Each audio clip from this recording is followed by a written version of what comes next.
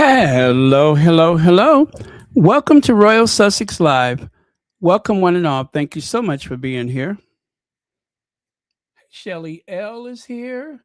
Mary H was here first.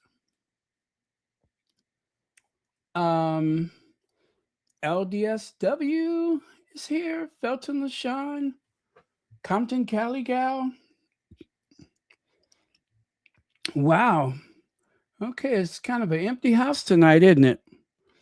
But you know me, unlike other people, I don't stall around. I just get right into it. So, apropos of that, let's just get into it. All right. I'm gonna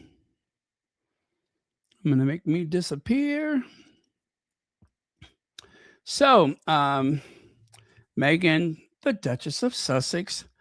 We're going to talk about our money, the face card, and of course, the WHO, the World Health Organization, and a few other topics like the left behind royals. Always fun. Okay. So, oh, you guys, the comments are pouring in about how stunning Meghan appeared. And of course, I am reluctant to point that out because these were some very serious topics to discuss. And Meghan wasn't there to represent beauty, she was there to represent the people that have suffered a tragedy, of course. She was also there to represent the Archwell philanthropies, invited by the World Health Organization, and so on. So, of course, Megan's, I don't think it's a bad word to say celebrity, but Megan's celebrity does bring a certain, I guess, cachet to the event. And also, let us not forget, most importantly, Megan is there because she cares, because she is able to bring understanding, put things into sharp focus. And it's always important if you're the kind of person that can express yourself and have an effect where people just are drawn in and want to listen. That makes you incredibly valuable to any organization that may call upon you, especially any not for profit organization. Um, they're always looking for people that can inspire, people who can put into sharp focus their goals. So that's Megan. She's the one to do that. Um, and cool as a cucumber. You know, it was, as I said, a very gut wrenching situation. Speaking to people about what some would consider the worst possible loss. And that, of course, is of your children. Nobody, no parent ever wants to face a day like that. Nobody wants the phone call. No one wants to make any grim discoveries or anything like that. It's no way to qualify it. It's just the most horrific thing. And I've witnessed an occasion where someone has had to break the news to a parent. I mean, I've seen it close up, and the feeling of helplessness that comes over you because there's nothing you could say or do that will bring any comfort in those moments. Not to mention, depending on who it is, you're probably dealing with grief of your own. So those are some very heavy topics. And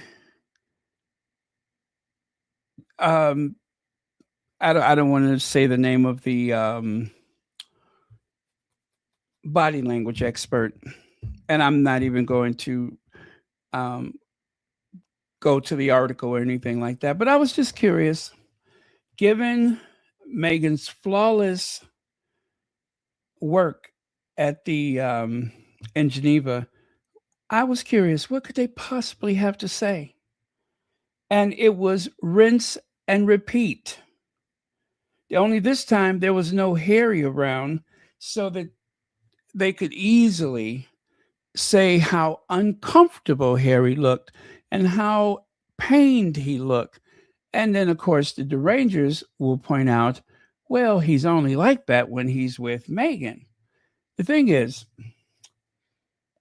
they tried to say that Meghan seemed rather nervous.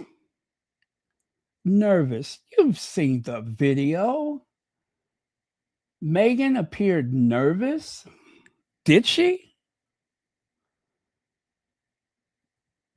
The point that I'm trying to make is, given the weight of these topics, the fact that any reporter or so-called body language expert, and by the way, it's not that guy. God, it's not that guy. I do not like him. Uh, some old battle axe, some fossil that they pull out every so often. It does not dawn upon anyone that speaking to parents about the worst possible day of their life, just speaking to the parent, or just sit back and observe everyone else in the crowd. Everyone at a certain point seemed pained, but nervous. Meghan was not. Meghan is a professional through and through. And this is something that Meghan is extremely good at. Meghan is very adept at bringing comfort to people who are suffering some of the worst possible pains. However, as I said before, you can be, a saint of the Catholic Church, and still you can never take that pain away from losing a child. But as you can tell from the photos, there were people that were incredibly touched by Meghan's appearance, by having a conversation with Meghan. It turned the otherwise gruesome day into something that was memorable for good reasons, not just the bad. So, that being said, it's just reckless and irresponsible to describe what a person is feeling in moments like those, but yet reason and accountability does not get the clicks and the engagement that some of those people need. So you can't expect them to do anything proper. They're going to go to the darkness and do the worst. But I just got a little frustrated because I remember that same person, that very same person, discussing how Harry appeared when they were at the Hudson Yards, speaking about the same topic. People are openly weeping in the room, and you think that Harry's pained look is because he's wondering about his Netflix deal? You think his pained look is because he doesn't talk to his father in that moment? I don't think so. Harry is a very empathetic person, and he is literally filling his being with other people's pain and doing the best that he can to try to help them, to bring some peace of mind to those parents. And likewise, the same for Meghan, except for this time, Harry wasn't there. So let's shift it to Meghan. Appeared nervous, appeared confused, a bit agitated, or whatever the adjectives they use. Just so ridiculous. It bothers me because they're not acknowledging what the parents are going through. They refuse to comment on that. They will give a very brief commentary about the purpose of this event. But other than that, it always gets down to the how was so and so looking? Meghan performed absolutely perfect. And any royal family would be lucky to have Meghan as a princess in their kingdom or principality. They'd be very lucky.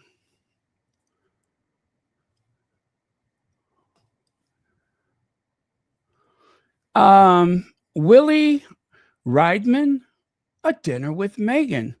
Now, I don't know this guy, but from what I've learned, I do believe that he is from Finland. He appears to be a politician from Finland. Now, I don't know what he knows about Meghan or any of that, but apparently that was a big moment for him, is that he actually had dinner with Meghan, among other people, of course.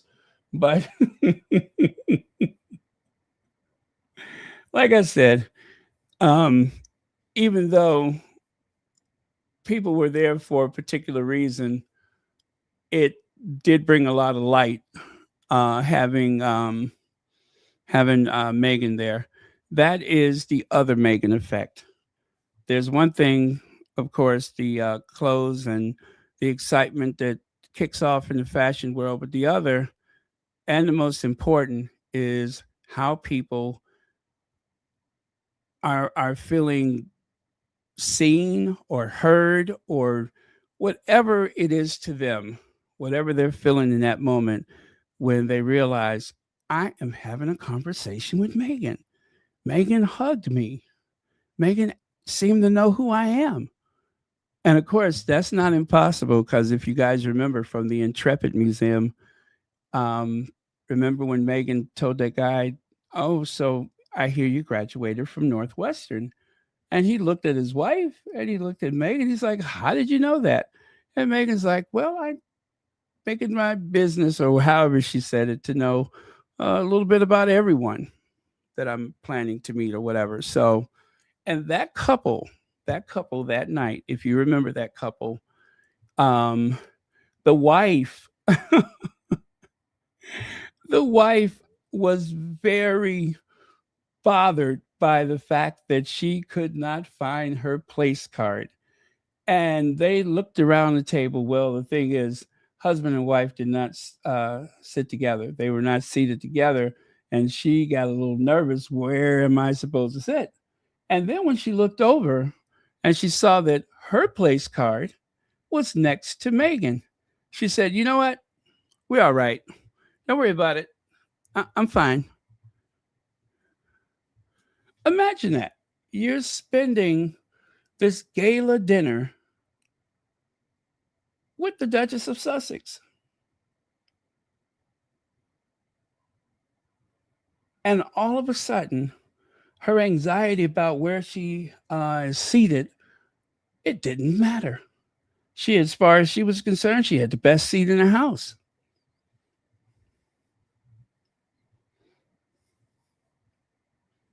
Now, that's a story that you tell your grandkids. That's what that is. That's the story you tell your grandkids. That time that I was placed next to Meghan, the Duchess of Sussex, at a gala dinner. If it was me, I'd be telling that story. I'd be looking for people. I'd say, I don't know who brought it up or how we got on the topic, but somehow I found myself telling everybody about that time I was seated next to Meghan. Yep, I tell it just like that every single time. I don't know who brought it up or how we got on the topic. As if I don't know, right? I don't know who brought it up or how I got on the topic. But did I ever tell you about that time I sat next to Meghan at a gala dinner?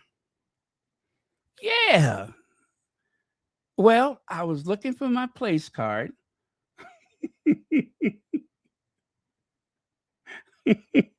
And I said, "Hey, where am I supposed to sit?"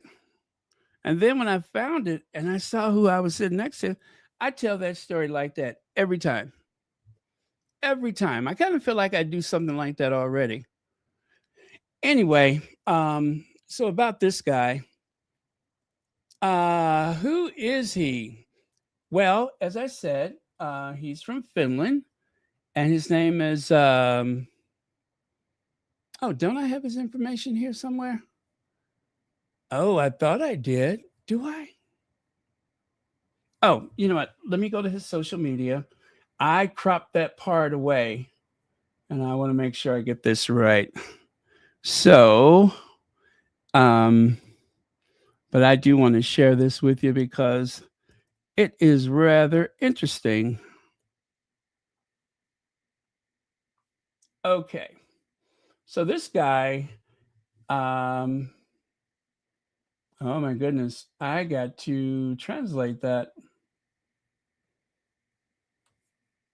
Okay, Finland's Minister of Social Affairs and Health. That's who he is.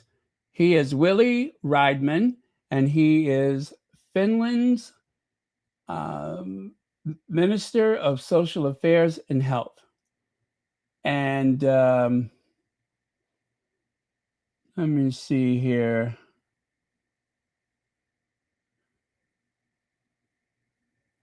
Okay, it seems like he might be a bit left leaning. I think I like him. I think I like him. I have to learn some more about him. And I'm looking at something he wrote. He's a little long winded, but I won't hold that against him. Okay, so I think he's okay.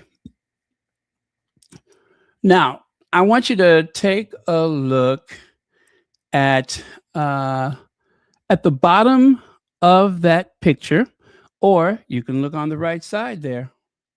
Either way, you can see that as of, oh, I forgot how long ago, maybe about 2 hours ago, there was 141,000.6 views, right? But the comments, and again, I think I accidentally cropped that part away, but I can tell you right now, there's been 606 comments for that photo. Just for that photo, 606 comments. Now, I am going to scroll through and see what else he's posted and see what kind of traffic he usually gets, just so we can compare. Let me see. Here's one about something about housing and children in Finland. And I think, oh, it's not even his post, so I'm not even going to count that. Here's one. Oh, he got 40 comments. Here's another one. He got 50 comments. 74. 41. My point is, he does not get that kind of traffic on his page. But fast forward, at least the last few posts, I'm not going to go through everything, but fast forward to his post of May the 18th, and oh my goodness, he's quite the popular guy. Now, of course, the derangers will do what the derangers do. They're going to find him eventually. And from what I can see, they've already started their dirty work. But 606 comments for something that hasn't even been posted 24 hours.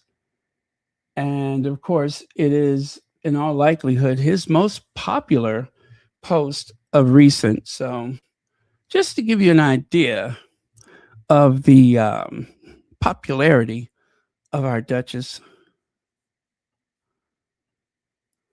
And so, take a look here.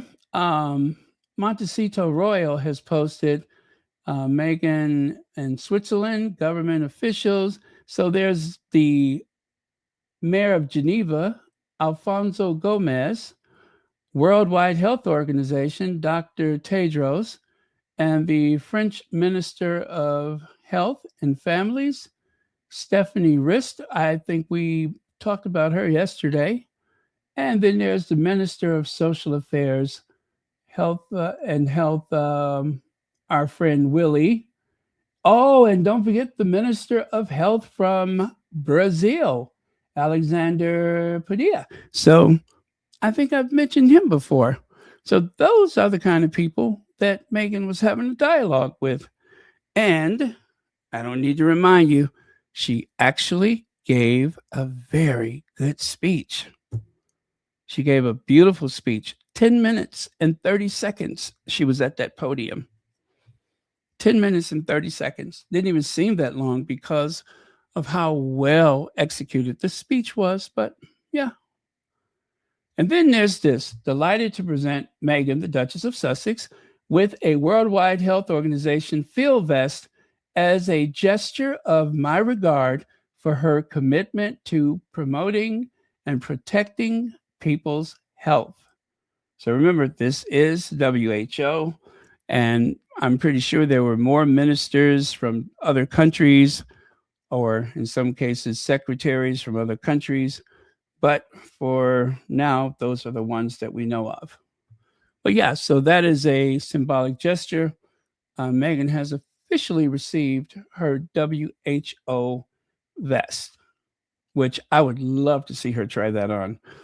I don't suspect we're going to see that anytime soon, but um, yeah, I'd like to see that.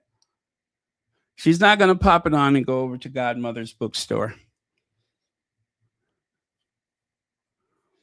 I know. I know. I'm so proud of her too. This was a very successful trip. Very successful. And as I said before, it's likely to create memories that in some cases you won't ever forget. It will be the story for the grandchildren. Someone will be sitting with their grandkids, and all of a sudden, you'd be like, listen, I don't know who brought it up or how we got on this topic, but somehow we started talking about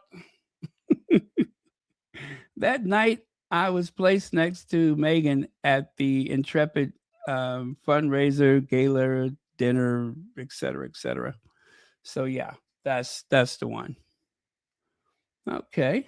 Hey, Deborah Anderson and Connie Bummer. Oh, and this is from the speech. I just thought I would put it in letters or print. Well, not print, but you know what I mean. Put it on the screen for you. I shared it yesterday, but I'm just going to share the two parts where Dr. Tedros mentioned Meghan. So he started the speech off, Meghan, Duchess of Sussex, dear colleagues and friends. I am honored to join Archwell Philanthropies in bringing the Lost Screen Memorial to Geneva for the 79th World Health Assembly. And then, of course, there was a lot of stuff in between. And then we get to the closing where he says, I would like to thank Meghan, the Duchess of Sussex, for her leadership and commitment. We are proud of you, and it is my distinct honor to invite the Duchess to say a few words. I thank you. And then, of course, then it was Meghan's turn to speak. So, yeah, that I love that. I really, really love that.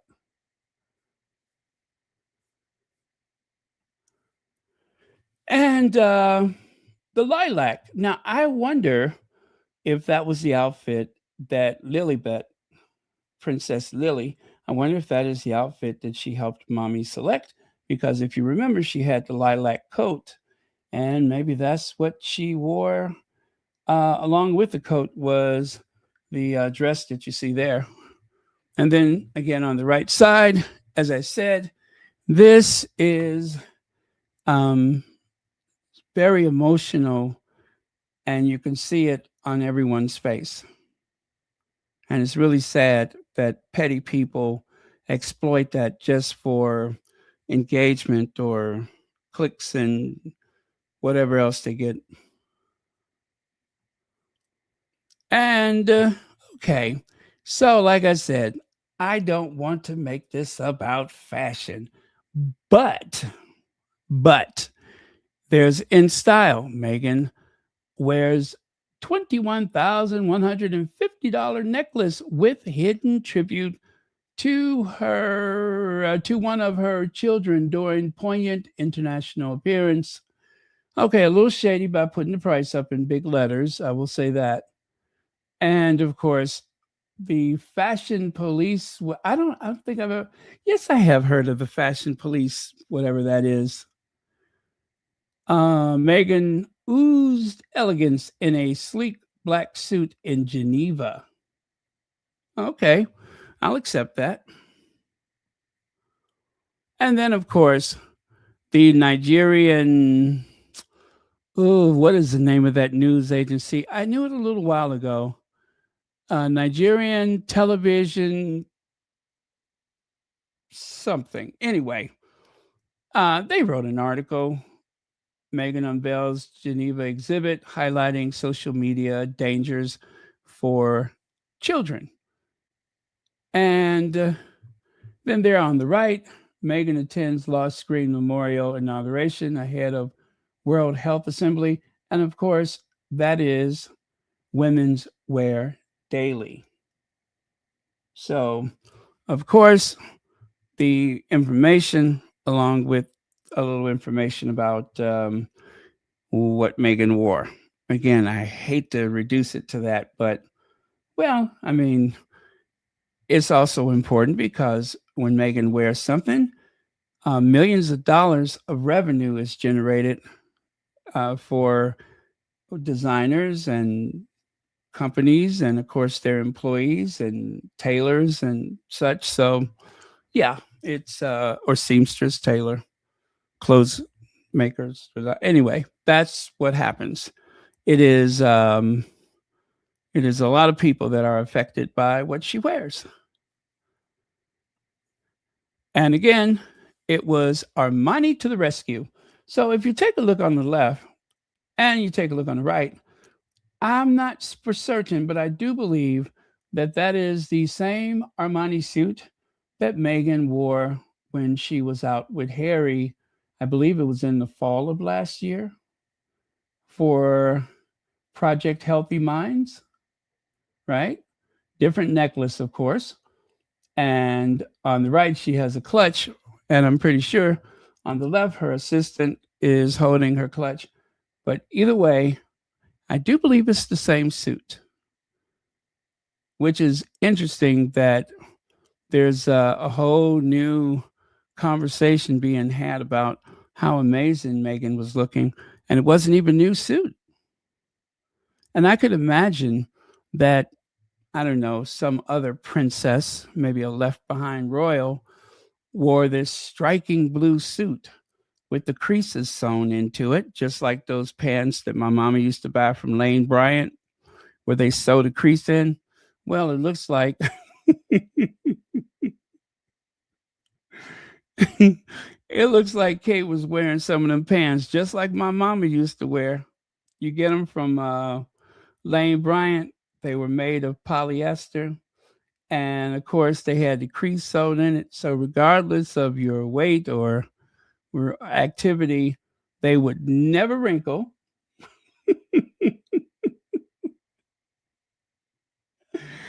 And you didn't have to worry about the iron because the crease was sewn into it. So I'm telling you, when I saw that blue suit, I had a flashback. I was like, Mama, Mama, Mama.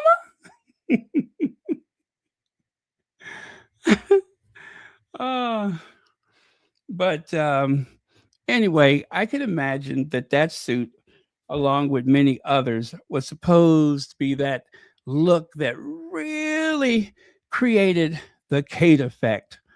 Didn't happen. It never really does.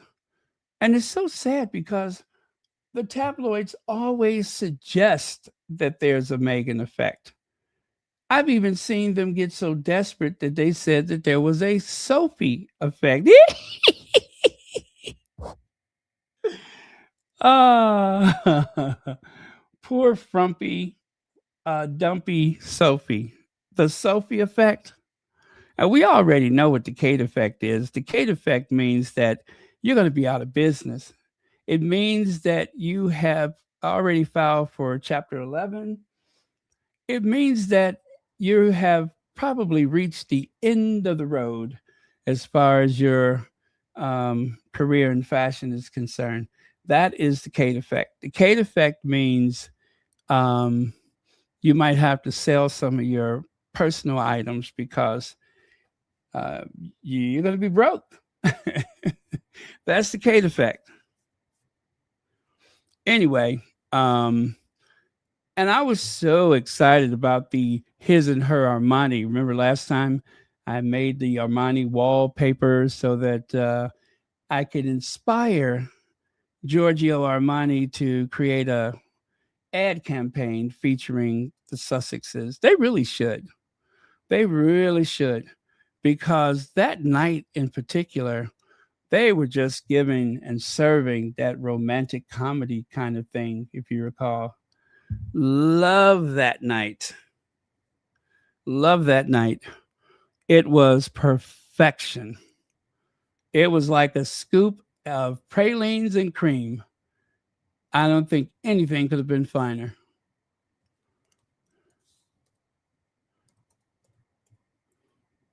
Let's see. Oh, okay. I must warn you, there is some flash photography here.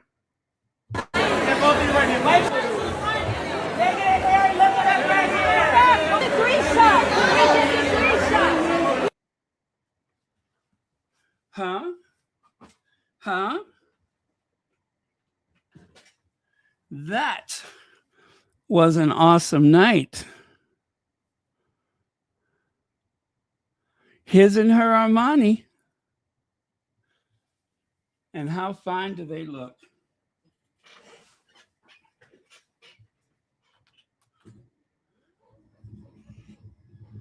And of course,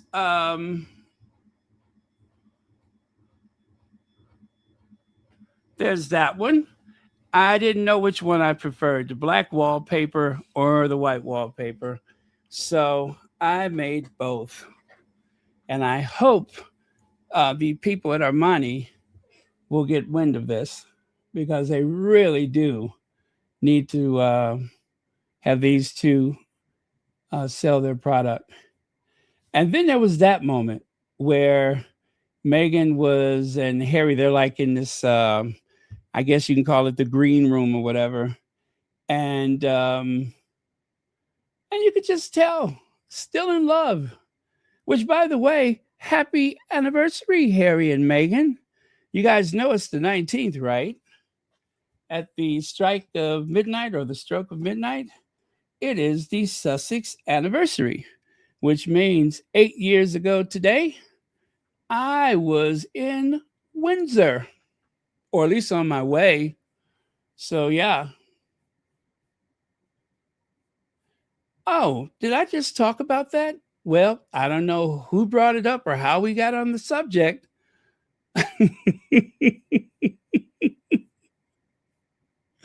See how I can blend that into every conversation? Did you see that? It's seamless, isn't it? Anyway, but there you have it. You know what? Now I want to see that other video. There's another one that I have from this little scene right here. And Lord, what was the date of that? Harry and Meghan Project Healthy Minds. Let me see what that date was.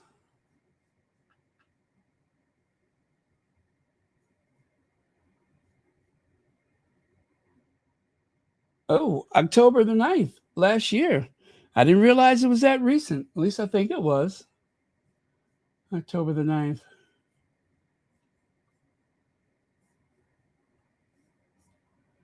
Let me double check that.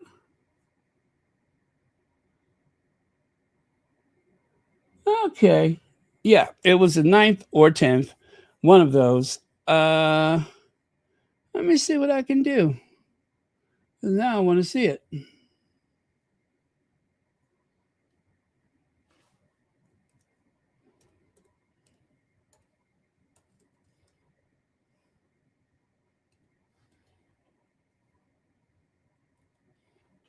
Mm-hmm.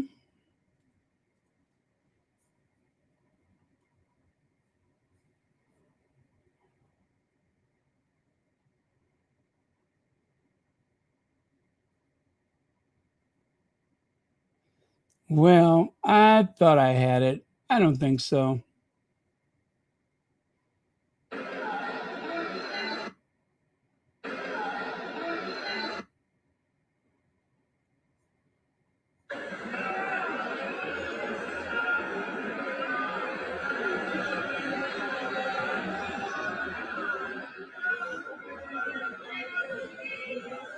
Well, I do have this incoming, you guys, incoming.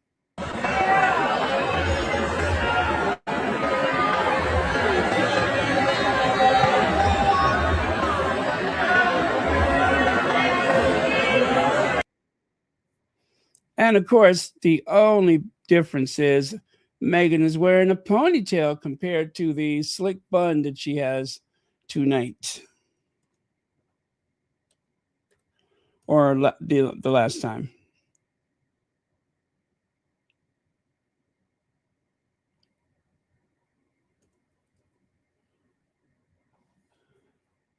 Ha! I found it. I found it. I knew I still had it. Okay, let me find the other video. I see what the date is. I made that video October the 15th. That's the other way I can find what I'm looking for.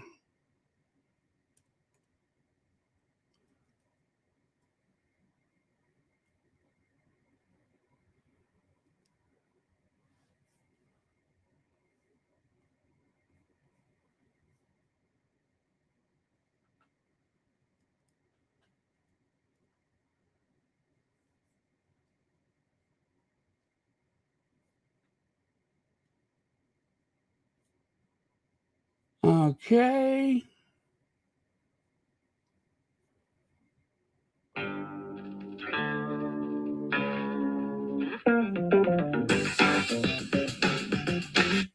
Oh, Megan was in Washington, D.C. before, huh? I kind of forgot about that.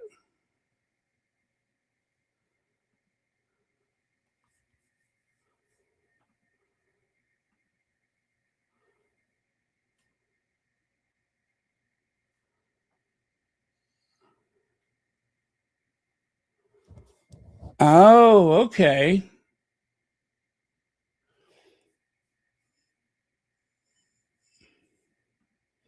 Okay, I can see why I couldn't find it because there's a typo.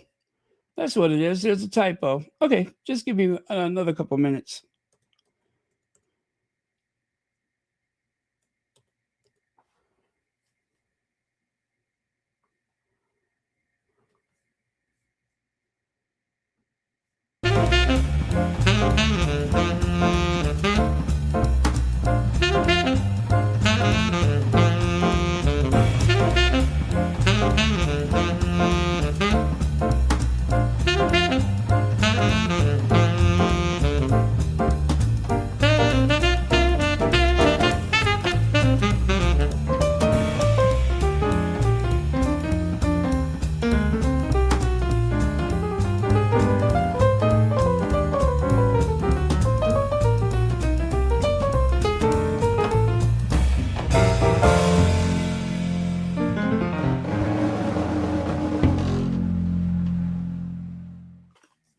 Wasn't that fun? I knew I had it. I knew I had it.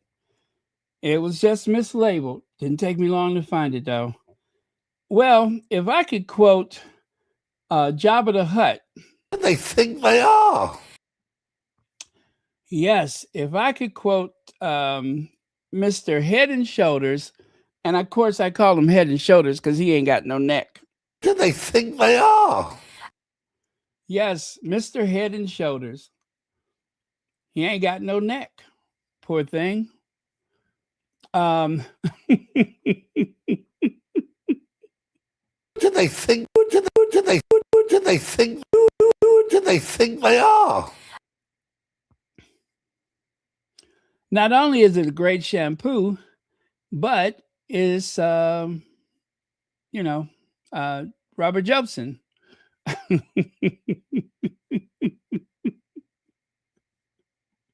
Well. Well. Next question. See ya. Oh man. Check it out. Check it out. I am loving Meghan and her Armani. She can never wear it enough as far as I'm concerned. Shelly L says, now why is Lane Bryant catching strays? They have cute clothes. Are they still open? Are they still open? Because my mama used to shop there. And she'd buy those polyester stretch pants with those creases sewn into them. Anyway, thank you very much, Shelly L. Yeah, the famous polyester. Um, they could there was no creasing, humidity didn't bother them at all. I mean, whatever. Um, I'm pretty sure that some of the properties were that of used by NASA. I was going to say NASA, a space age polymer.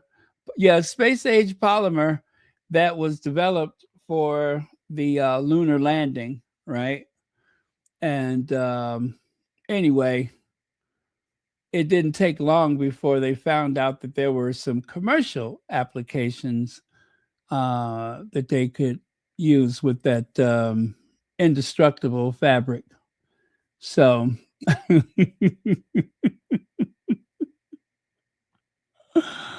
oh man.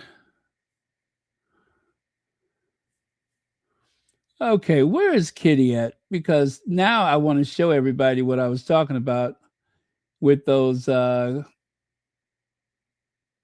easy to maintain creases. What day was that?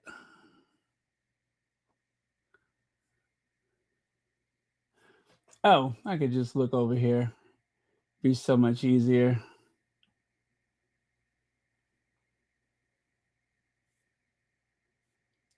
Yeah, poor Kate. She tries so hard, you know.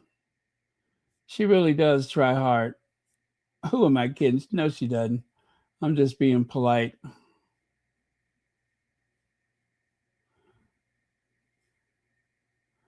Anyway, for those of you that wear those indestructible polyester outfits from Lane Bryant.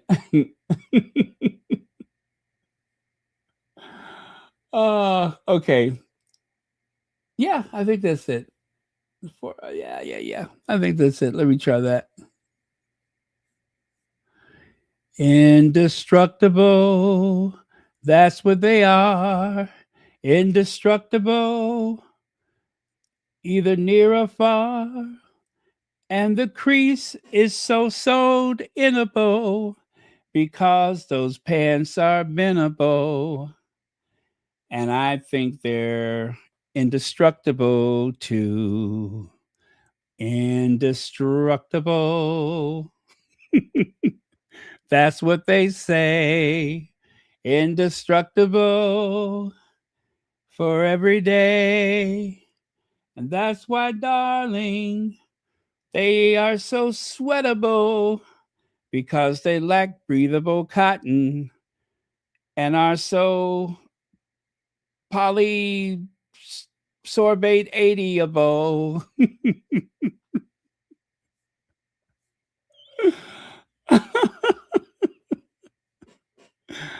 Okay. I was doing good till I got to that part. Then it kind of dropped off a bit. It just literally went over a cliff. It did a gosh, what was that? It the end of that song, the writing kind of went Thelma and Louise. That's what happened. It went Thelma and Louise toward the end. Anyway, so I promised you a oh, by the way, thank you, Shelly L. I promised you these. Oh, you can't see the crease like that, can you? Oh, poor Kate. You know what, guys? Um, mm, I don't know what to say. I just think it's really sad that the Rangers are heaping so much praise on someone who obviously is in trouble. You know what I mean? Whether they had some kind of breakdown or what. But as I've said so many times, leave Harry and Meghan alone. And I'd pretend like I don't even know those people. But until that day comes, I got a thing to say about it. But yeah, leave Harry and Meghan alone. That's all I want them to do is leave them alone. Give them a chance to breathe.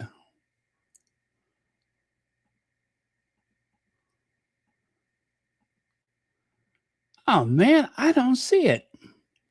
Now, what day was that? Okay, if it wasn't the 15th, then it had to be the 16th. Okay, it had to be the 16th.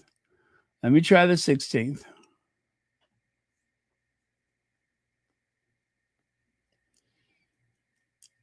Because I want you to see what a sewn in crease looks like. Because it's been built up so much, you know. As Moms Mabley would say, you know, old but clean. There you go. There is that famous Lane Bryant sewn in crease. That's how they keep it so sharp. You literally take needle and thread and you sew it in there. Indestructible.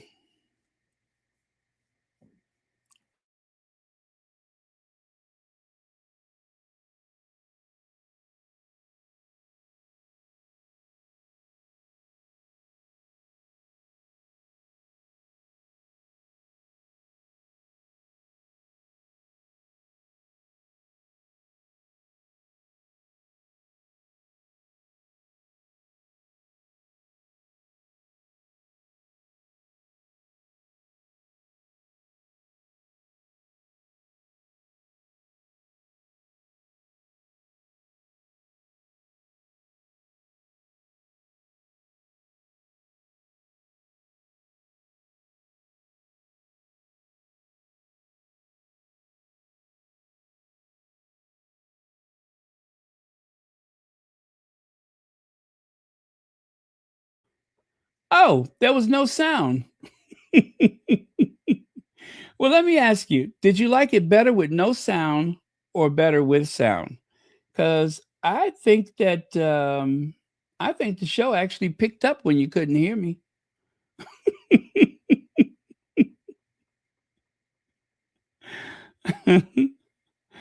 I had stopped to take a drink of water, and I think you guys are probably getting on better without the sound. What say you? Um, okay, I'll try that again. We'll try it without sound and see what happens.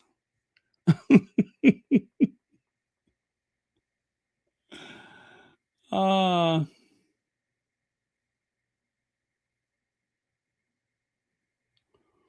I feel like I'm watching an episode of Get Christy Love. Remember that TV series, Get Christy Love?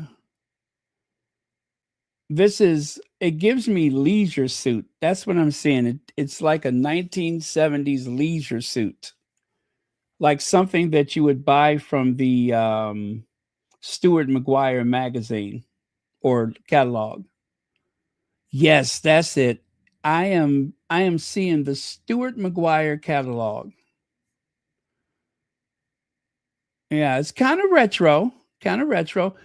It's not bad. It's not a bad suit. It's just it's not going to stop traffic. It definitely won't stop traffic. But oh gosh. Okay. I'll tell you what. I'll show you exactly what I mean. Maybe I can find it, maybe not, but I'll try right now.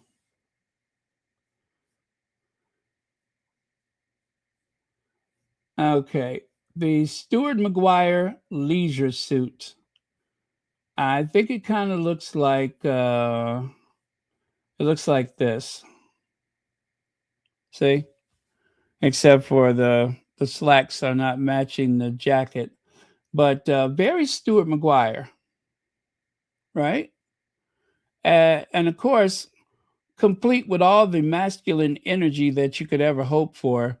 There's Princess Anne modeling the outfit for us. Butterfly collar, creases sewn in. Yeah, that is a Stuart McGuire look. Stacey Adams shoes.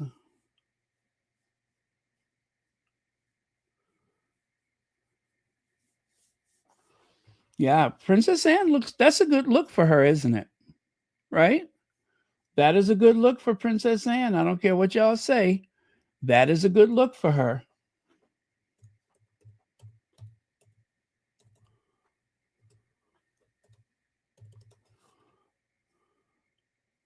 She has the uh, right amount of testosterone to make a suit like that work. Let me give you another example. See what I mean?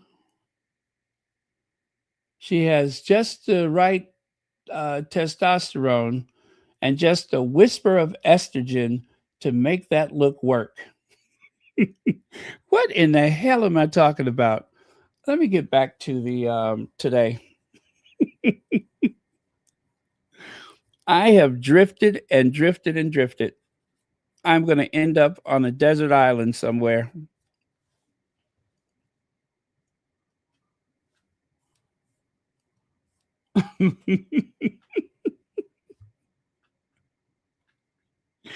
What song was that? I bet you got a chick on the side.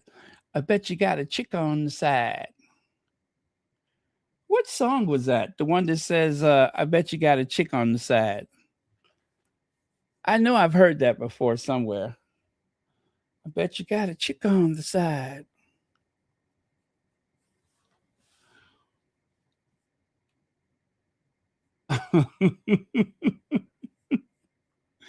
Okay, let me see if I got one more Princess Anne Stuart McGuire. I may have just one more. Let me see. Let me see.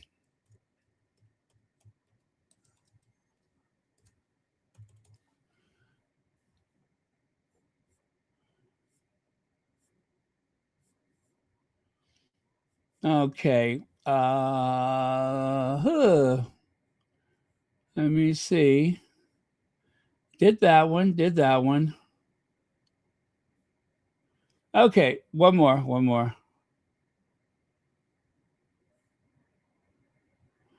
See what I mean? See what I mean? Oh, okay. Pointer Sisters. Yes, we can. Thank you for that. I bet you got a chick on the side.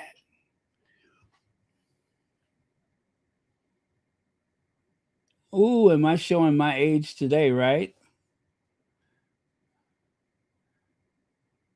Now look at Princess Anne. See what I mean?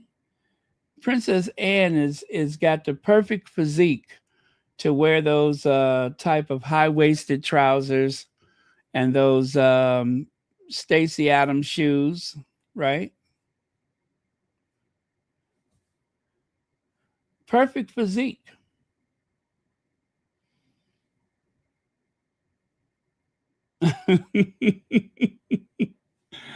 Let me see. Yasmin Page says Meghan did not look nervous at all. She looked powerful and emotional considering the topic. They want you to see what was not there. Meghan spoke at the United Nations to a huge audience. They are so wrong. I know. And that's why it grates my nerves because I know it's not true, of course. But the fact that they even attempt to try to sow seeds of confusion and misrepresent Meghan's very uh, well planned and very well performed, executed, whatever you want to say.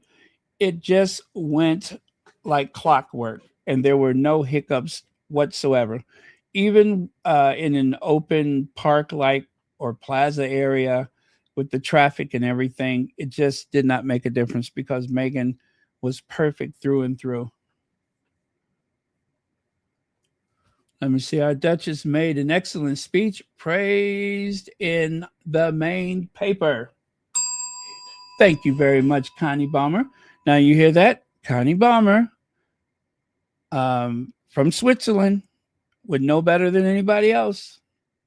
Connie Bomber, what was it like having Meghan so close?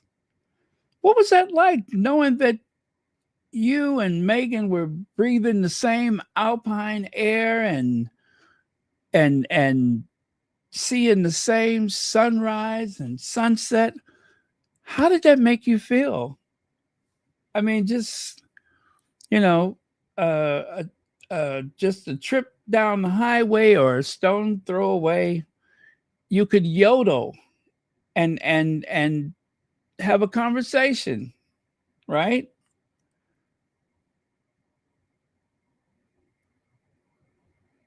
You and Meghan in the same country at the same time.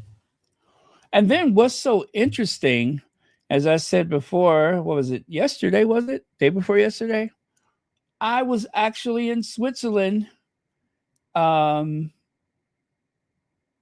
years ago on my way back to the UK so that I could get to the Windsor castle in time so I could stand in the crowd and wave to Harry and Meghan. I was literally passing through Switzerland. I even stopped and got a ginormous sausage and, oddly enough, beer, which I don't know. I usually don't drink beer, but I even got something to eat at the train station. And then, of course, 8 years later, here I am, Royal Sussex, and Harry and Meghan are living in California. It's just so interesting the way it all works out. Let's see. It felt beautiful, barren, but I have a lot of work. She was on the other side of Switzerland, far from where I live. Yeah, I know. I could imagine. It's not a direct route. You got the trains and the mountains or the highways or whatever. Such a beautiful country. Connie Bomber, did you see the pictures that I took on the train going through Switzerland? Oh, it was so beautiful. I wanted to hop off the train. I wanted to have another sausage.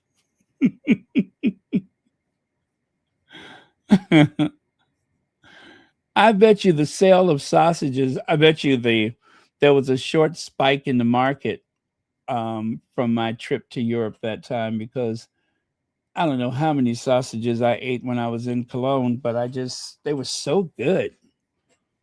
They were so good. Anyway, thank you for that, Connie Bomber.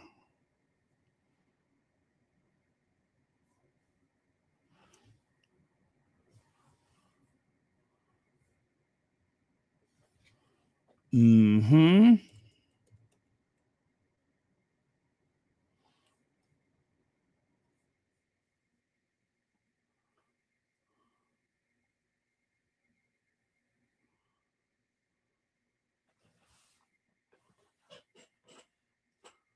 My.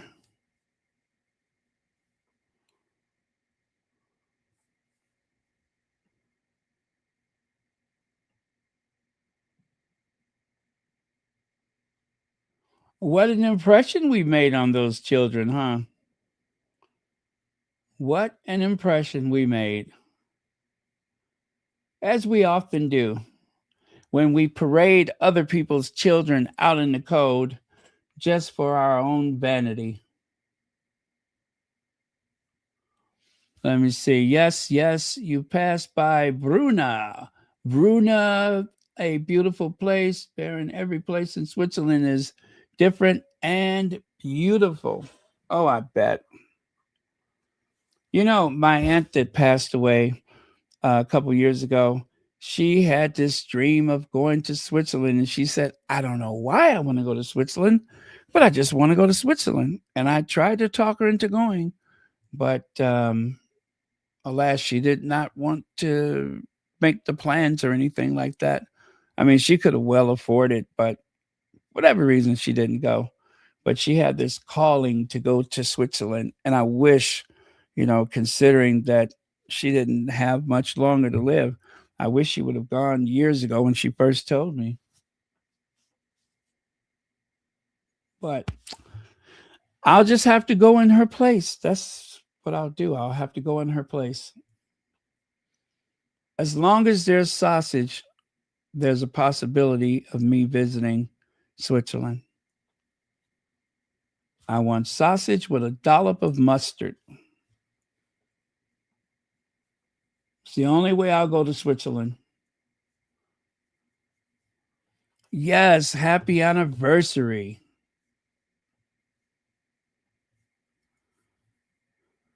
Happy anniversary. Happy anniversary.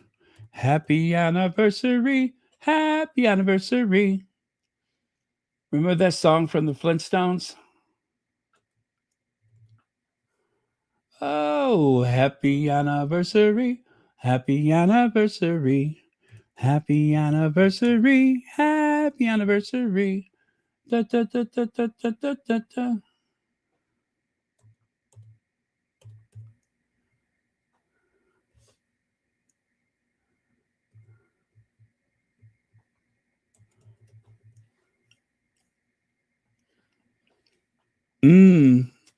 Gosh, I wish I could find that. And I know I have it.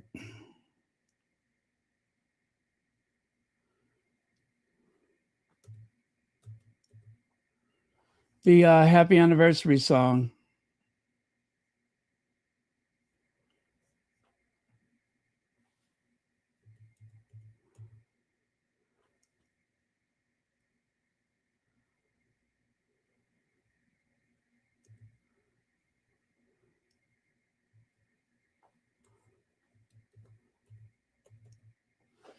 Oh, yappa dabba doo.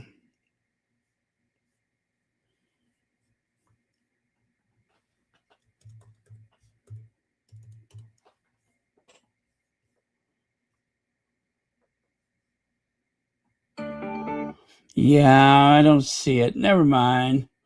Never mind.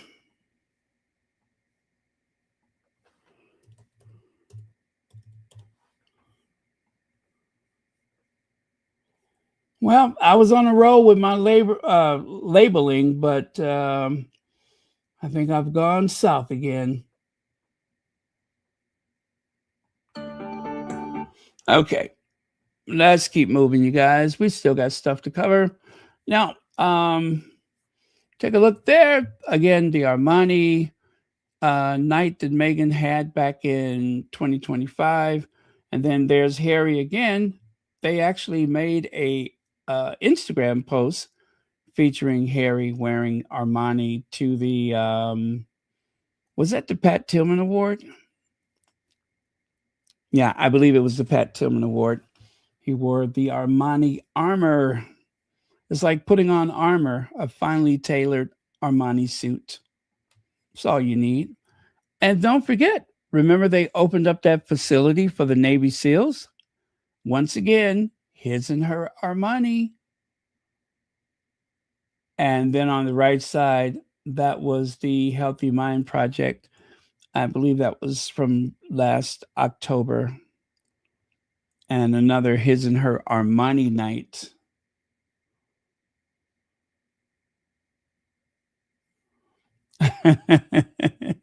I know that's a great song, isn't it?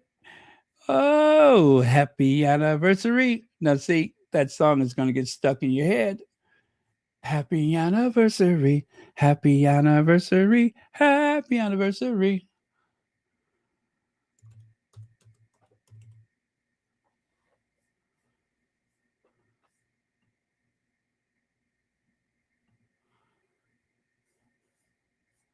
Do you know what?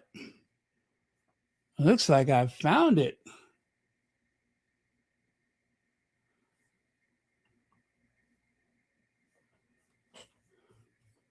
Looks like I found it. Let me see if I can try that one more time.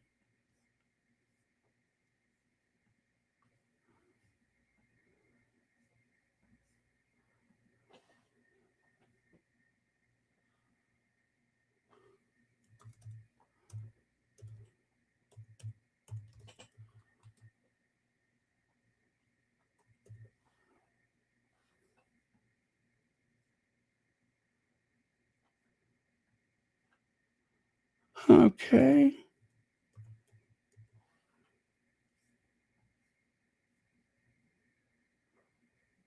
Okay, no good.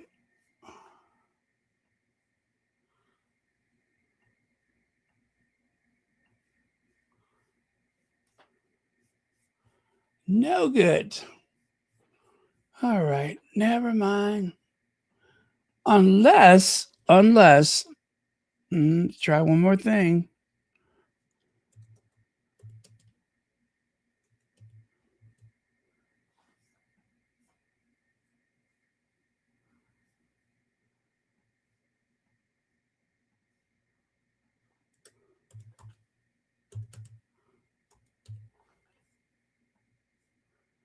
Okay, no good.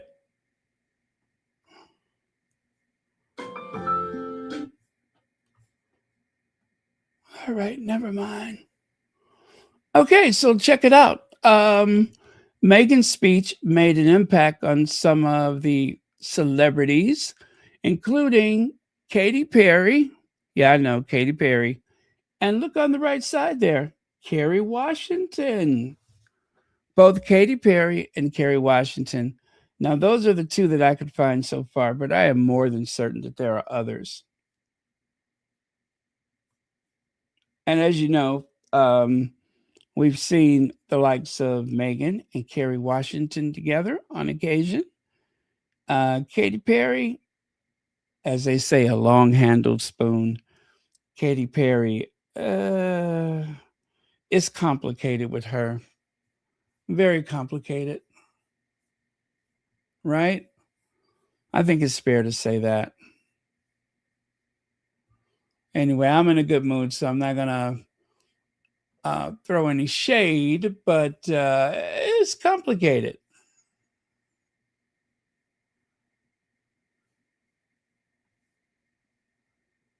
To say the least. She's complicated.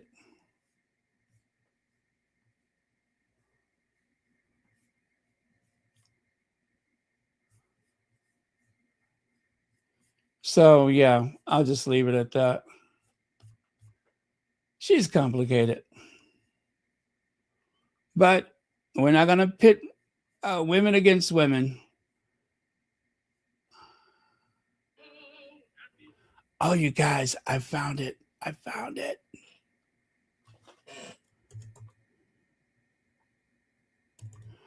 And guess what? It was not labeled.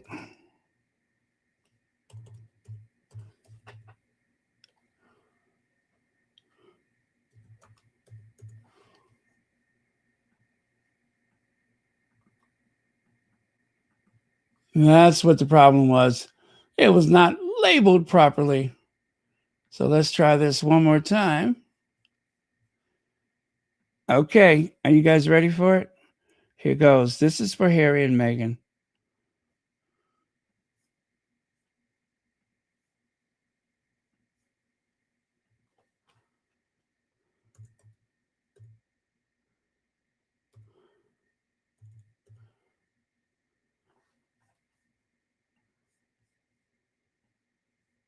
Happy anniversary, happy anniversary, happy anniversary, happy anniversary. Pour a cheerful toast and fill it, happy anniversary. But be careful you don't spill it, happy anniversary. Oh, happy anniversary. Happy anniversary. Happy anniversary. Happy anniversary. Fred, you remembered. How could I ever forget? forget the happiest day of my life. Oh, happy anniversary, happy anniversary, happy anniversary, happy anniversary. Well, thanks, fellas. It sure was. She and happy, they're both as happy as can be. Celebrating merrily their happy anniversary.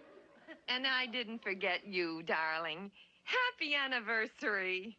A tie with spots on it already. Just what I always needed. Oh, Fred. Oh, happy anniversary, happy anniversary, happy anniversary, happy anniversary. All right, fellas, I appreciate it. Thanks. Oh, happy anniversary, happy anniversary, happy anniversary, happy anniversary. We now state emphatically it's happy. Oh my gosh. You know what? That never gets old, does it? It never gets old. Oh, happy anniversary, happy anniversary. So happy anniversary. Happy anniversary. Okay. Well, that was fun. Fred, you remembered. Okay. Well, that was fun. Happy anniversary. Happy anniversary. Oh, happy anniversary. Happy anniversary. Happy anniversary. Who do they think they are? Happy anniversary. Ain't nobody got time for that. Yeah, ain't nobody got time for that. Okay, now where did I leave off? I do believe I was here.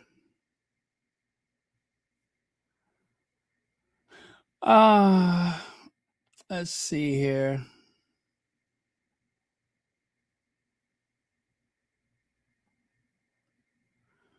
Oh, the face card. The face card. Lethal. That's how beautiful she is. That lethal face card. Not to us, of course, but to the haters, because this will cause them to probably spit up water. This will cause them to, like, if they're building something, they'll probably strike their thumb with a hammer. All kind of maladies will evolve because of the face card. But of course, for us, it's a whole different experience. Lowered blood pressure, lower stress, um, singing. We find ourselves just singing for no reason. That's how the face card affects us. But yeah, face card, yes. I mean, Meghan looked really, really good. Oh, it's been a while since we've heard from Martin. So let's get an update from Martin. Okay. Oh, happy anniversary, happy anniversary, happy anniversary, happy anniversary. Okay, I'm just kidding. Now let's get Martin up here.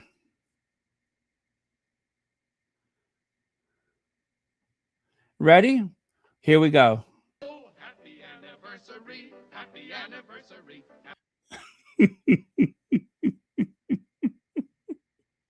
Ain't nobody got time for that. Who do they think they are?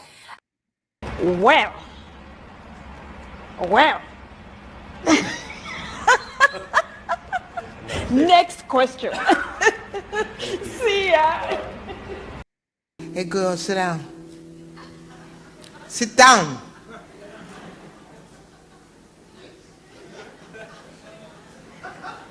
Sit down.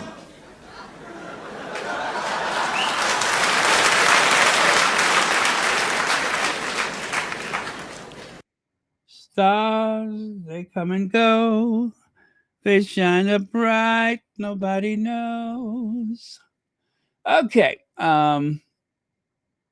Let's get Martin up.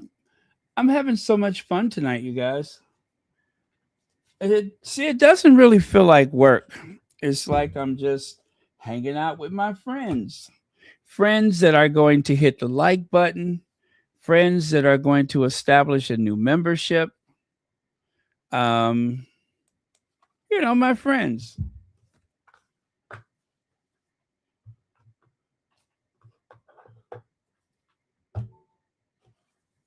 like button, memberships, sharing with, friends. Okay. Who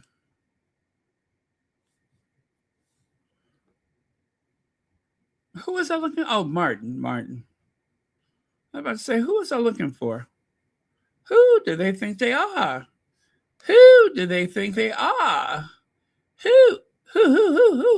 Who do they think they are? Morning, friends. Happy Monday. How the heck are you doing? And didn't we all know that Meghan's speech in Switzerland advocating for parents and families whose children have been affected and have departed this world due to social media would be an absolutely massive success? And some of the footage, and of course the media internationally have gone mad, but some of the video and still footage of Meghan communicating with families, hugging them, speaking to them deeply about what they've been through, and then putting a plan together with measurable, achievable actions to protect children.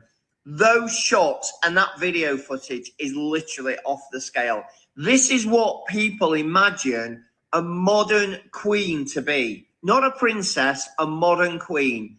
Out there, speaking eloquently, making sense, really trying to get countries to legislate and the media to shine a light on the things that the world needs to talk about. But most importantly, putting families like her own absolutely first. We need to protect families. This is what we need to do. It is possible. We've done it with other things before. Let's all work together. Powerful words from the Meghan. My opinion's not important. She's brilliant. So are you. Comments are open. Tell the world what you think. Thank you, Martin. Thank you. I miss Martin. It's been a while since we've had Martin here. So don't forget, Martin is Ministry of Hacks on TikTok. Oh, we got some good news tonight. We got some good news.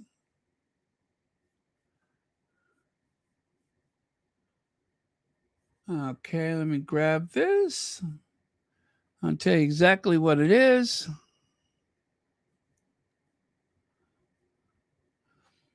The Invictus Games Foundation is delighted to welcome Nana Fifield and the Honorable Carla,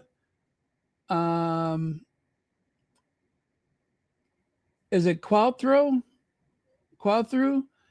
to our Board of Trustees. Nana brings extensive experience in global technology and transformation leadership through her work at Amazon Prime Video, while Carla joins the foundation as a former Canadian cabinet minister and Paralympian with a long-standing commitment to sport accessibility and inclusion. Together, their appointments further strengthen the foundation as we continue supporting the recovery and rehabilitation of wounded, injured, and sick service personnel and veterans through sports. So that is our good news. Now, I'll let you figure out who's Carla and who's Nana. I'm going to guess Nana's on the right. That's my best guess, especially since I made sure I took a look earlier. But yeah, that's Nana on the right and Carla's on the left. So,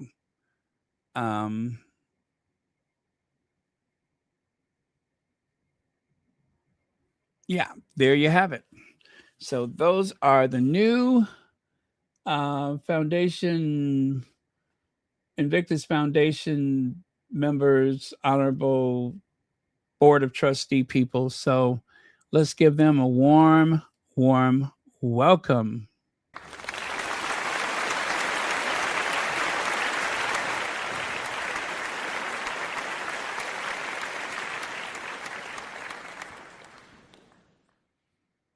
Okay. And then there's this spot of bother. I'll play this for you. Make of it what you will.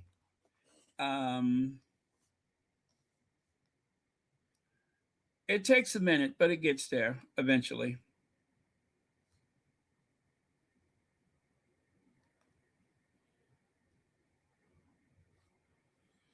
Who do they think they are? Who do they think they are? Oh my goodness.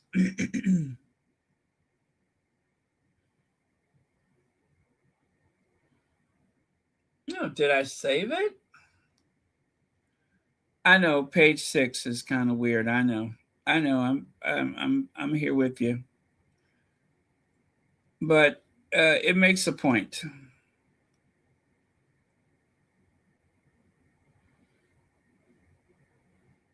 About Princess Kate is shedding some light on what he says is a very difficult dynamic between Prince William and Prince Harry, which reportedly began a long time before Meghan Markle ever came on the scene.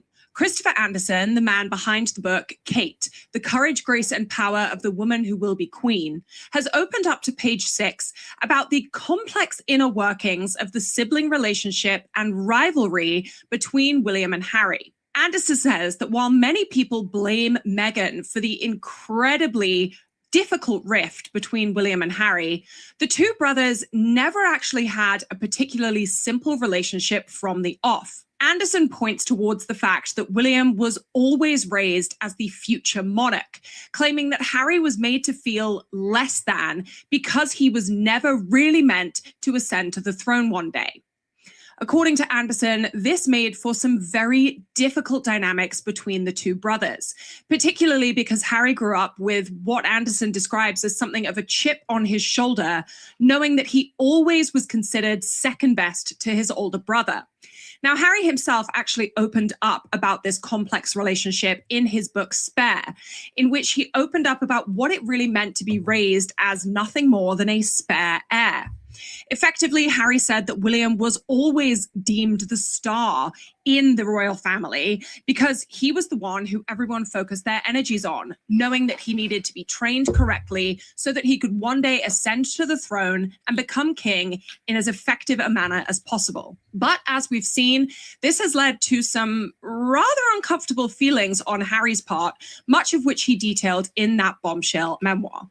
Elsewhere in the book, Anderson also tackled the relationship between Prince William and his father, King Charles.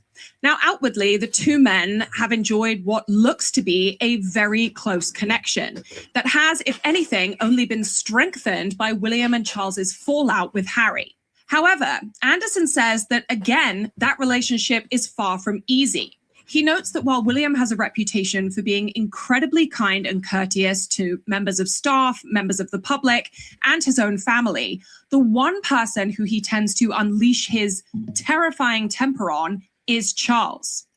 Anderson claims that Charles has, at times, been afraid of William's temper because he knows that he is the only one who William will ever really express his angry feelings towards.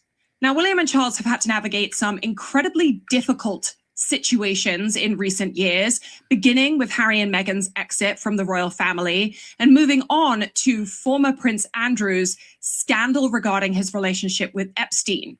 William is said to have been the proponent who was pushing for Andrew to be exiled from the royal family. And it's understood that there were some heated conversations between the prince and his father during this time. It's unclear, however, if William ever let rip in a way that Anderson is describing, but he's said to have been the driving force behind many of the most controversial changes in the royal family in recent history. And while the book does focus on Kate, Anderson does not hold back when he refers to other members of the royal family. In fact, he explores almost every dynamic between every senior working royal, including Queen Camilla and Princess Kate. Anderson alleges that Queen Camilla actually opposed William's marriage to Kate because she felt that Kate was, quote unquote, too common. These days, it looks very much... Okay. Kate the commoner? No way.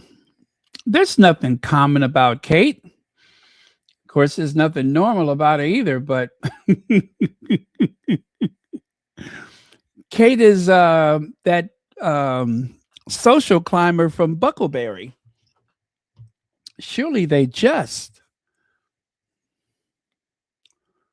How thou does protest, right? How thy does them they does protest. That's Shakespeare.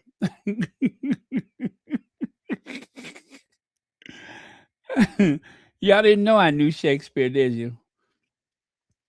Oh, how thou dost protest.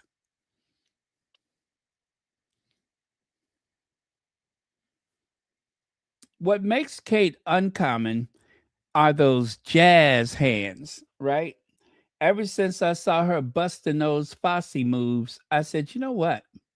You know what? There's something special about her. As a matter of fact, when I realized that here, William started doing the Fosse hands, the jazz hands too, I knew that there was something special about her. Kate and those jazz hands. Anyone who's capable of leading some of the world's most professional dancers with those jazz hands can't be all bad, right? Yeah, that's what I was thinking. Anyway, I digress. Let's get back on path. We were over here, right? Let me get rid of old jazz hands there.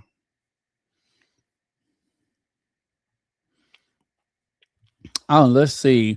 Princess Kate stuns royal fans with effortless walk in heels across muddy grass. Are we still doing this? Are we still coddling Kate? Kate, the social climber? Do we still have to applaud the simple things that she does that everybody else is capable of doing? Not everybody, anybody and everybody. Why are we celebrating the fact that she can walk through mud? When she starts walking on water, give me a call. Until then, I'm not impressed. Just like I was not impressed. How does she do it? Kate Middleton leaves everyone stunned as she ties her hair up without a tie. Yeah, she tied her hair up without a tie. Listen, when you got enough extensions, if you have enough extensions, of course it's easier to tie your hair up because you're not really tugging on your scalp. You're just like using somebody else's hair. So, no, nay, it doesn't have anything to do with talent.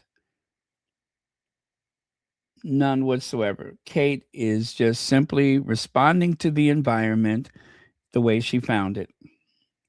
One hair extension at a time, one jazz hand at a time, like any other social climber.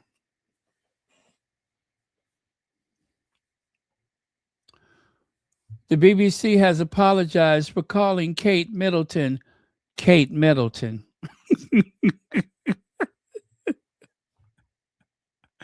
That is shady, isn't it? The BBC has apologized for calling Kate Middleton Kate Middleton.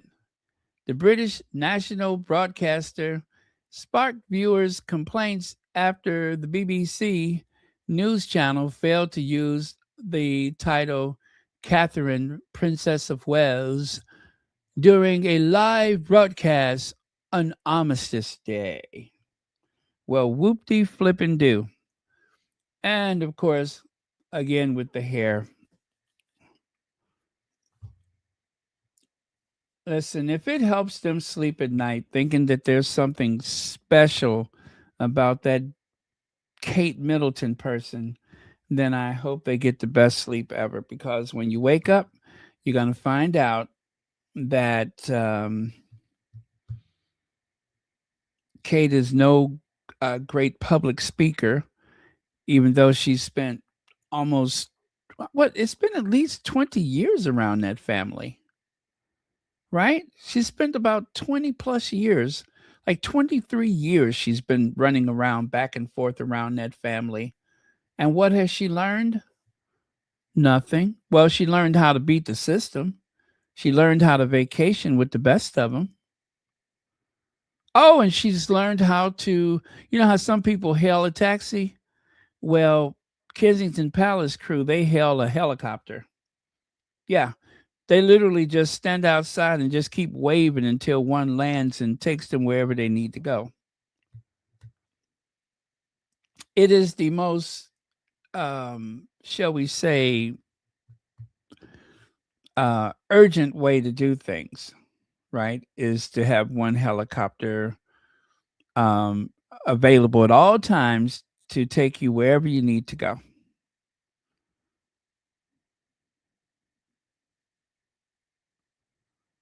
Okay.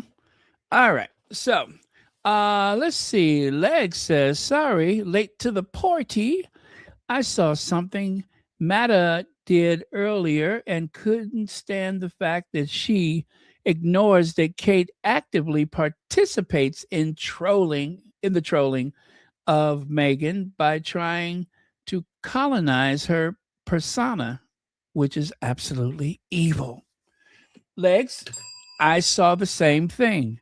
I had even pondered sharing it, but I withdrew that idea because, well, she kept talking, and the more she talked, the less I liked hearing what she was saying. As a matter of fact, it was almost as though she was um, trying to shame people out of their criticism of Kate Middleton. But I think the matter needs to uh, solicit the opinion of people like what's her name? The one I used to call Piranha Face, Jeannie Bond. Why did I call her Piranha Face? Anyway, Jeannie Bond said you cannot expect people to have so much sympathy for Kate while you're still going after Meghan. And I think about that sometimes. I think about how critical I am of the institution and in particular Kate. But where that evolves from is the idea that every day the army of reporters, the royal rodents, those rat like creatures that call themselves royal experts, the royal rodents on a daily basis make these horrible comparisons between the woman of color from California, minding her own business, and of course the English rose of Buckleberry, who gets a free pass for every little thing she does, who literally can take 172 days away from her role without any consequences whatsoever. They celebrate her triumphant return. Even though her father in law and about 66 million other Brits would have no choice but to work through whatever pain or treatment or suffering real people, and I say that loosely, real people have to manage their time. And even while Kate was sick, they found a way to make it about Meghan. Everything is about Meghan. I don't like showing people how sharp my elbows are. I really don't. But I'm going to keep doing it until they leave Harry and Meghan alone. You don't win any points for taking the high road with this group. You just don't. You pull out receipts and you inundate them on the social media with the truth. And that is the only way they back down, is when you inundate them with the truth. Otherwise, just imagine some of the things that they could have gotten away with. Imagine where Meghan would be right now if it wasn't for the Sussex squad. But these comparisons between the two women, something that they love to do, pit the women together against each other, is disastrous. And it's a huge mistake. And even when they see clearly that Meghan's presence in that institution would have been a huge bonus for them. But instead, there's a missed opportunity. I have seen so many articles. Kate good, Meghan bad. I'll never forget that night. I was up late and they had the overnight news thing on CBS, right? The lady, the light skinned lady of black lady that's usually on, I don't know what her name is. And then Johnny Diamond from, the UK, he comes on and he pretends like he doesn't know why Harry and Meghan left and all that kind of stuff. I mean, it was just one put down after the other, and in particular, leaning toward everything that's wrong with Meghan. And then as soon as he started talking about Kate Middleton, that's when it almost seemed like they turned the lights up in the studio. They showed Kate on the ground, interacting with children, planting flowers, and it was a complete shift in tone. That is very harmful to the person on the receiving end of all the negativity. It is very harmful. And so there's a whole community of people on social media that have made it a point to tarnish the English rose because it's the only way that they'll ever stop. And as for the rose herself, she's a direct beneficiary of this abuse that Meghan suffers. She benefits from it. And she knows she does, which is why she dresses like Meghan. She tries to do the same activities whenever possible, except for speaking. Meghan made clay at the children's hospital, so Kate goes to Italy and she's working with clay. There are no accidents. There are no accidents. And I know there's a lot of people in the Sussex squad that, throw their hands up. Well, it's just more of the same. I'm tired of hearing it and such, so and so. Fine. I'm not tired. I'm not tired of pushing back against or pushing, against the tide of hostility, which is not just about Meghan. If you ever go into the social media of some of these people, there's something about the Obamas. There's something about the Clintons. There's something about the governor of California, the mayor of Los Angeles, the mayor of Chicago, the mayor of New York. These people are just a one-note Johnny. They have a list of people that they're in opposition of. Usually just about anybody black. So it's never really just been about Meghan. It never has. And anyone who doesn't see that is not paying attention. It's not just about Meghan. This is a culture war that's going on. In just about every country, there's a Donald Trump. In just about every country, there is a Mayor Mondani or a Governor Newsom. In every country, there are people that are pushing back for the sake of their freedom. These Brexit people and these MAGA people, they would rather forfeit their rights to strike out against a black or brown person. They will give up their own human rights if they thought that by any chance that the laws can be used against black and brown people. That's why it's about Meghan.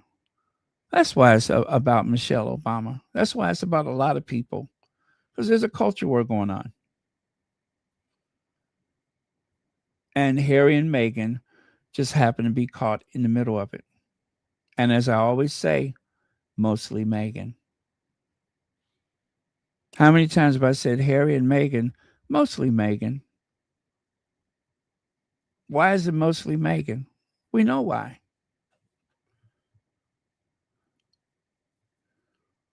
It's just a very awkward time in our history. And Kate Middleton benefits from this intention to destroy Meghan. And she's not sad about it.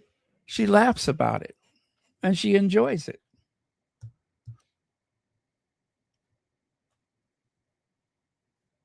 Long as she can get to Wimbledon, she's happy.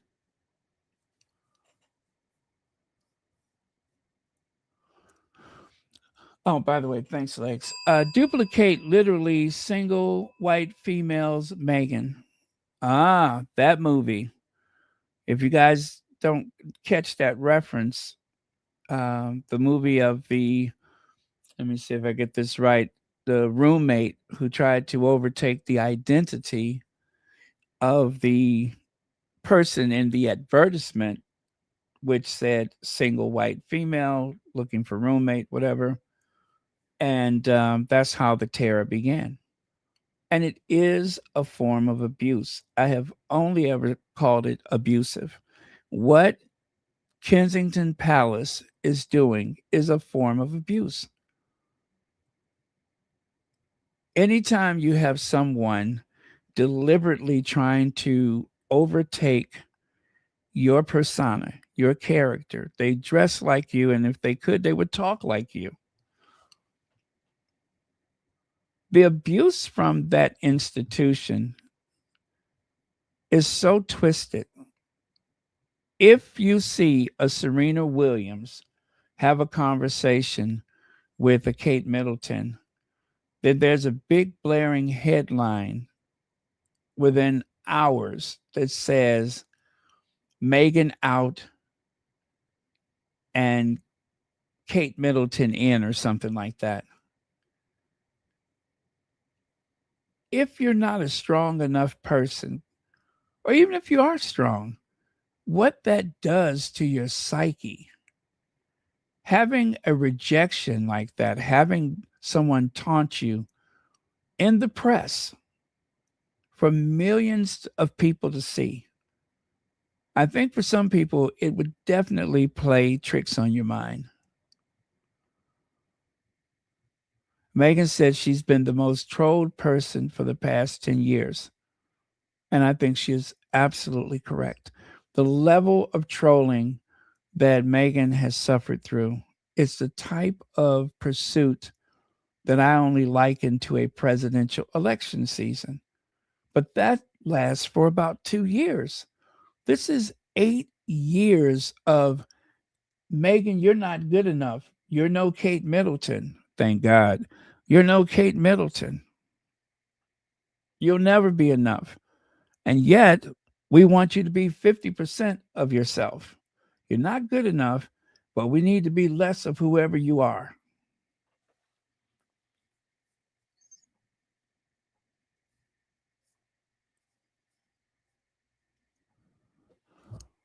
Oh, thank you.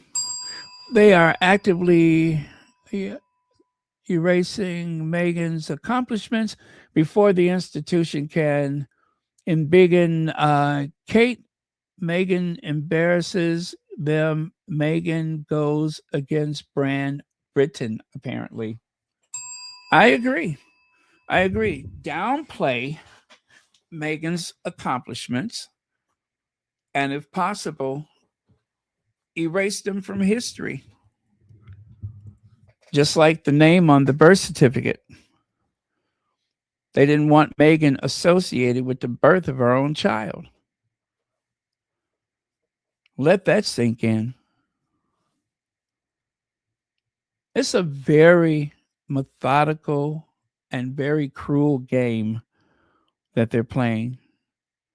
And they are experts. They are experts because there's always some courtier lingering around the halls that remember how we did so and so when such and such. And the reason why they keep that courtier is because that system works. I hate to scare you guys, but it works. It's very effective. The big difference is we're in the digital age. We're in the digital age. And once it goes out into cyberspace, it stays in cyberspace. You can try to water it down, but I don't know that you could ever really get rid of things. Time will tell. Time will tell. But yes, thank you, Lex, for those very wise words.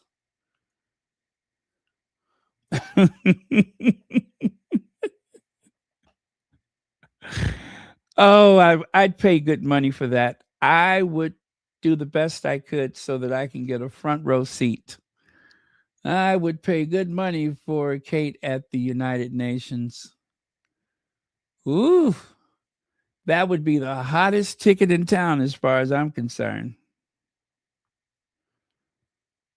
The best ticket ever.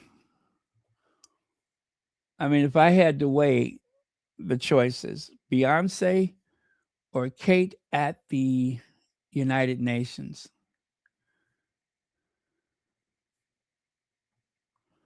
Well, obviously it'd be, I would love to have met her, and she's obviously, she's an inspirational woman to look up to, obviously to this day, and, you know, going forward and things. You know, it is, you know, it's a wonderful family. The members who I've met have achieved a lot, and, you know, very inspirational. So, yeah, I do.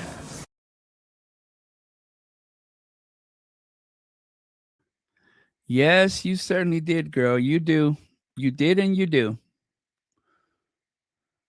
And life will never be the same again. Ooh, this is a good one, you guys. Ooh, this is a good one. Oh, you're going to love this. You're going to love it. You are going to love it. I guarantee.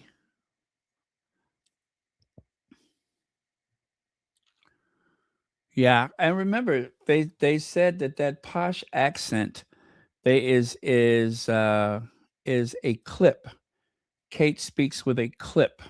There's little outbursts of tones mixed in with a sudden drop of pitch. And that's what they call a clip. Because it's like a, you know, it's not a sustain. There's a sound pattern. There's nothing like a melody there. It is just little spots and outbursts of tone. And it just keeps dropping down. And I don't know why, with $1 billion duchy, they don't try to fix that. I guarantee you it can be done. They can fix that if they want to, if she wants to.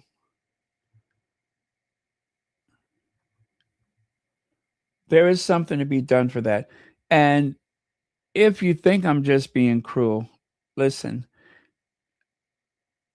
Joseph Biden had a very pronounced stutter, and he spent a lot of time fixing it. There are certain actors and actresses who likewise had to work on their linguistic skills. And it can be done if you're committed. But I don't think she is, because she's not going to commit to anything she doesn't want to do. And because her husband is William, that's all the cover you need to lower expectations. That is all the cover you need.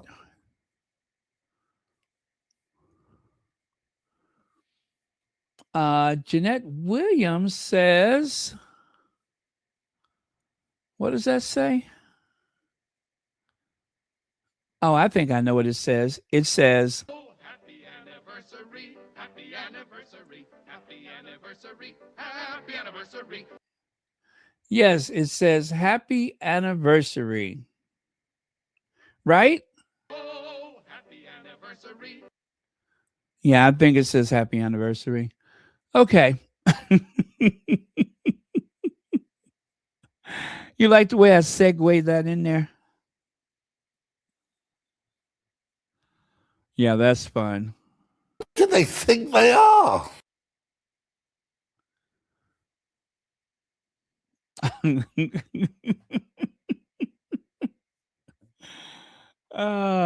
Yeah, thank you again, Lex. You were spot on as well, you are spot on as usual. Okay.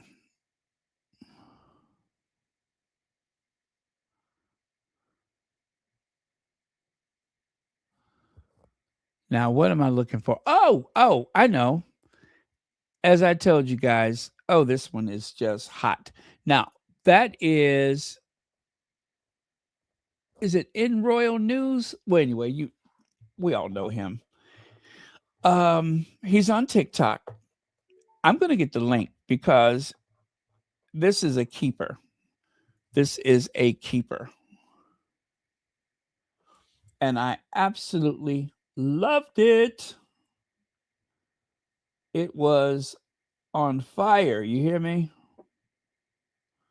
Are you listening to me? Of Catherine to fail. Yes, I am going to tell you why. So Kate recently went to Italy to Kensington Palace is setting up Catherine to fail. Yes, I am going to tell you why. So Kate recently went to Italy to learn more about her early years development program. A brief synopsis of that is to raise awareness that the child's first 5 years of their life is very important. That's the synopsis. Meghan recently delivered a speech at the World Health Organization advocating for stricter online safety laws and child protections. Now, this got me thinking. She showed up to study something that she's supposed to have 10 plus years of research on, and the program has only been launched for, 3 years? She made pasta and visited kindergartners, and that's pretty much what the media focused on. But I really want to know, why hasn't she addressed the UN in any capacity? Why is she never at these UN talks where all of these royal women are at? Why wasn't she at the 80th General Assembly in New York in September of last year? And don't tell me that it was cancer related, because she finished her last chemo in 2024 and it was announced she was in remission in January of 2025. The 80th UN General Assembly took place in September of 2025. All of these women here have either spoken at the General Assembly or have spoken at the UN in some capacity, including the Queen of Spain. Hell, even the future Queen, Princess Amalia, the Princess of Orange, was there. And the late Queen Elizabeth gave 2 speeches on 2 separate occasions to the General Assembly. Taking Meghan out of the equation, right? You still have the other crowned heads or future queens or princesses of Europe who have actually and continually do hardcore advocating for women's rights and children's rights. On those type of international stages, you have never seen the Princess of Wales. And she has been a member of the British royal family for quite some time. I say all that to say that Meghan is not necessarily her competition. However, the current queens and future queens of Europe are. And when it comes to their resumes, and then it comes to Catherine's resume, she is still lacking. It doesn't matter if you pit them 2 against each other. Put her up against Crown Princess Victoria of Sweden, lacking. Queen Rania's resume, lacking. Queen Mathilde, lacking. Queen Maxima, extremely lacking. Even the Princess of Orange, Princess Amalia, who is way younger than Kate, has attended more events like this than the Princess of Wales, the future queen. Shoot, even Princess Madeline of Sweden. I say all that to say the next time somebody wants to write, well, at least she will be the future queen. By what standard? Even the Duchess of Edinburgh has participated in UN activities. We can't forget the queens of Thailand, the Queen of Bhutan, the Empress of Japan for their hard work as well. And don't even get me started on the work of the late Diana, Princess of Wales, because out of all of the women in the British royal family, aside from the late Queen Elizabeth, she did the most. All of these women and the ones I mentioned are truly the definition of a working royal. Kensington Palace, you're in danger, girl. You see that last picture there on the right? You don't even have to hear him say it to know that that face right there says, "You in danger, girl."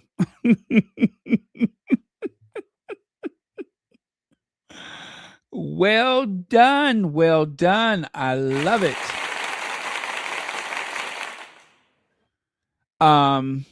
Yeah. Kensington Palace, you in danger, girl. Um, this is what I'm saying. This is what I'm saying. I mean, we're not necessarily saying the exact same thing, but the idea of pitting one woman against the other. And Meghan has so many advantages, but there's one huge disadvantage. And I'm going to point it out again because it does matter. There's a standing army of reporters.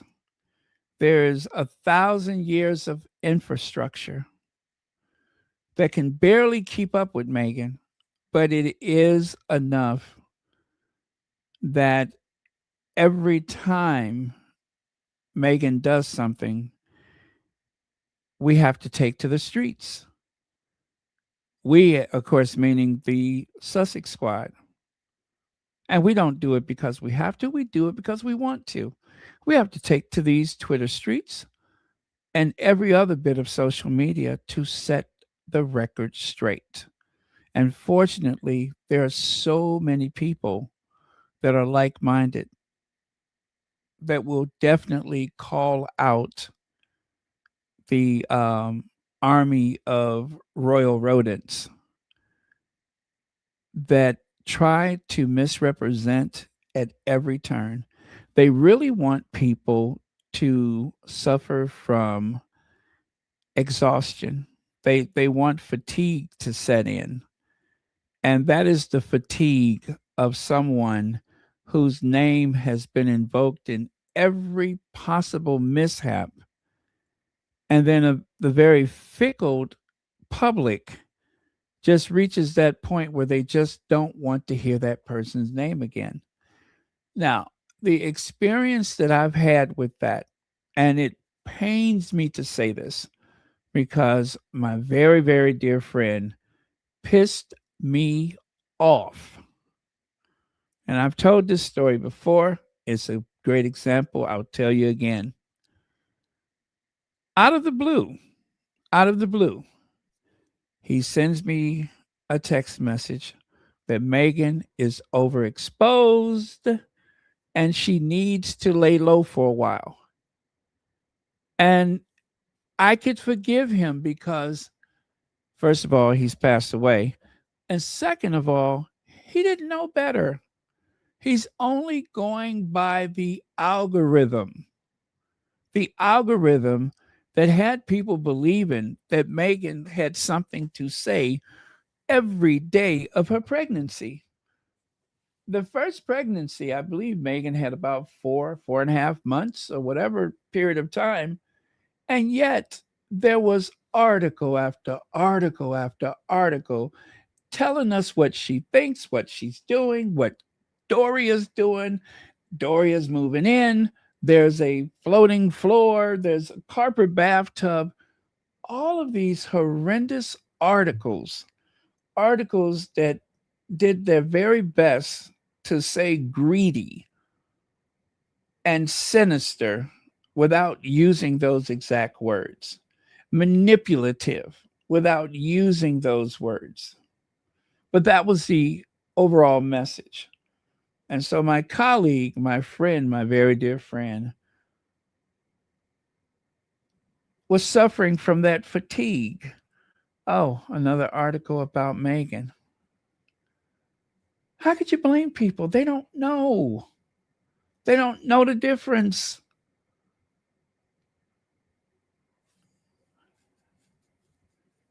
And the truth is, they just wanted to stop. They really wanted to stop. But they don't put the blame on the messenger, they blame the victim because it's being done in your name. Therefore, you are responsible. And I do believe that it's at that junction right there, where a person decides life would be so much better if I wasn't here anymore. That's how sinister that is. It's cruel. It is the very face of evil itself, because the perpetrators know that what they're doing to you could possibly unalive you. And the scary part is they don't care. They don't care. That's another article that they can write. And that's why the fatigue is so dangerous, because they don't blame the perpetrator, they blame the victim. And I guess it's very difficult to hit a moving target, isn't it? Because the perpetrators are numerous and they're all on message. So it can't be them, it must be the victim.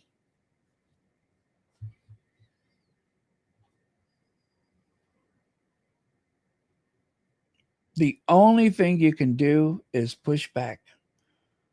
And if that means Kate becomes the laughing stock, then so be it. Whatever it takes. It's unfortunate. It really is unfortunate. Meghan said herself, you shouldn't have to hate one because you like the other.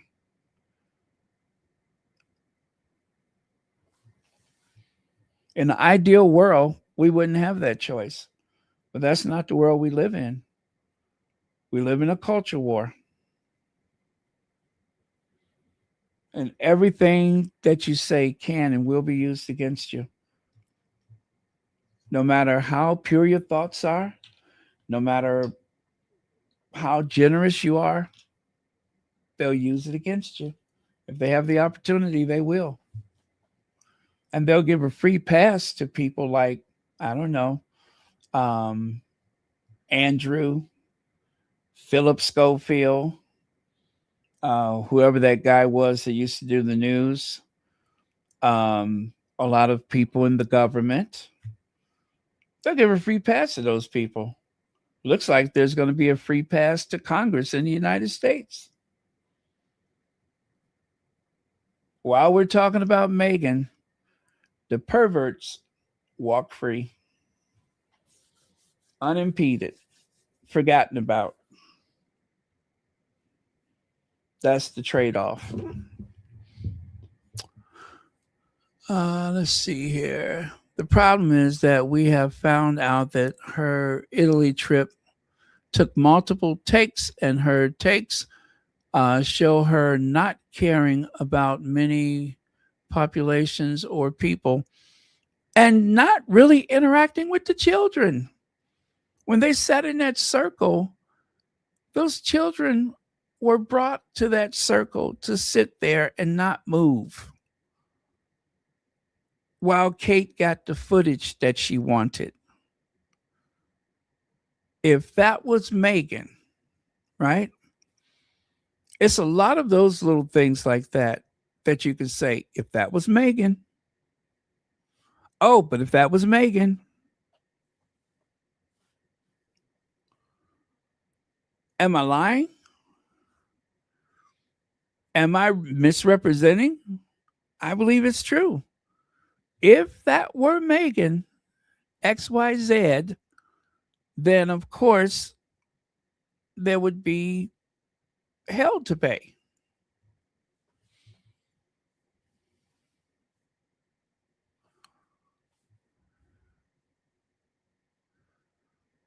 Our faves went to visit one of the centers of kids affected.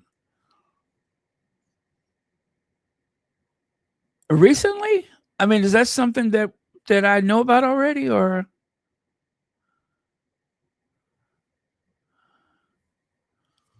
Let's see, the Ultimate TV channel.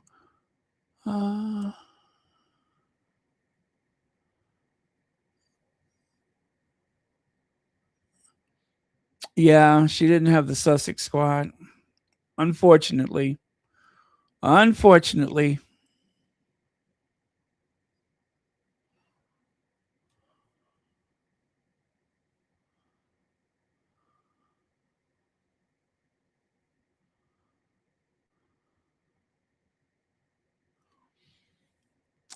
Let's see. Beatrice and Dylan. Oh, there's a Beatrice and Dylan.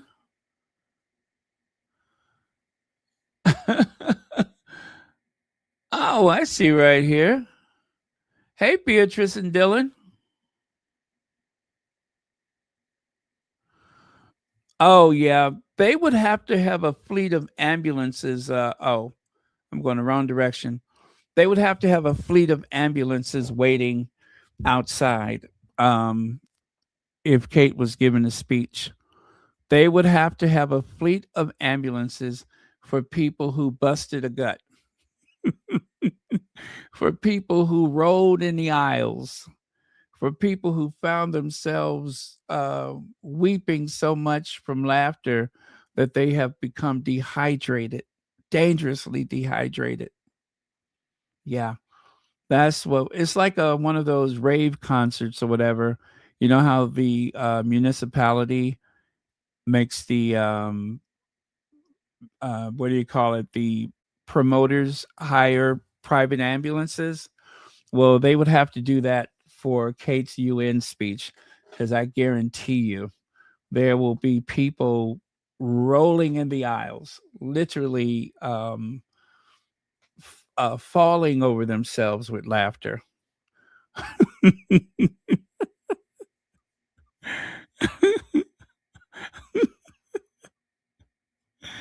Yep. They would have to have like they'd have to have crews standing by with oxygen. Yeah, that's right. They'd have to have oxygen standing by for people who laugh so much that they can't breathe. They'd be like, I can't.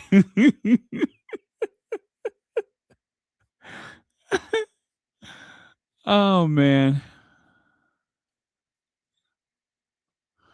You know what I'm looking for? I'm looking for that picture. Do you remember the one where I had the picture of the family on the balcony for the UN? Let's see.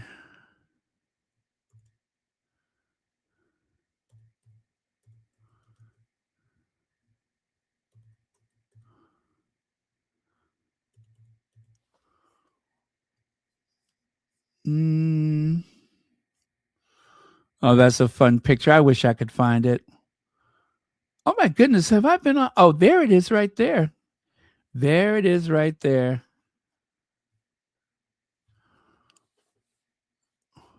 So, those are the people who have spoken at the UN. You haven't, you shouldn't. The Queen, check. Meghan, check. Harry, check. And as for Will and Kate, you ain't and you can't.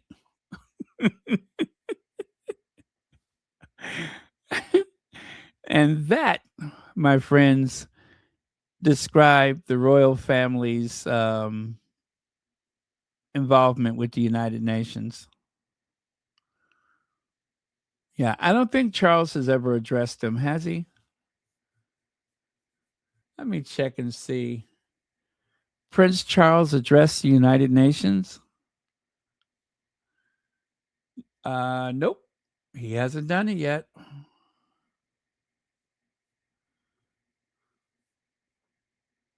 That is a negative. Congress, yes. United Nations, no. Just Meghan, Harry, and Queen Elizabeth. I think that's accurate.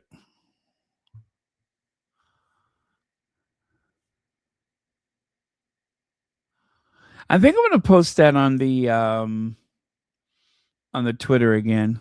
That was fun. You haven't, you shouldn't, you ain't, and you can't. uh, bring the shade, y'all. Bring in the shade.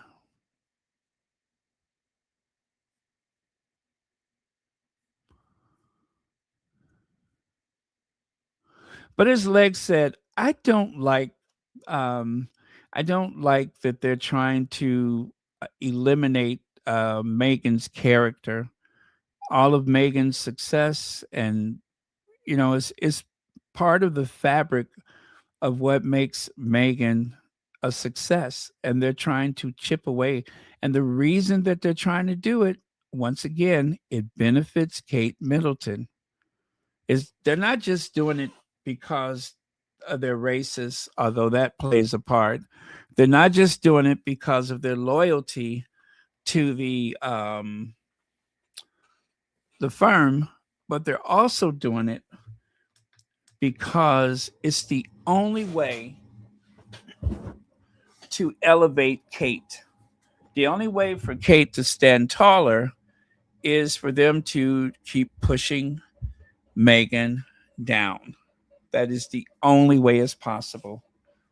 You have to have a foil. You have to have someone to spar with, to play off, to play against.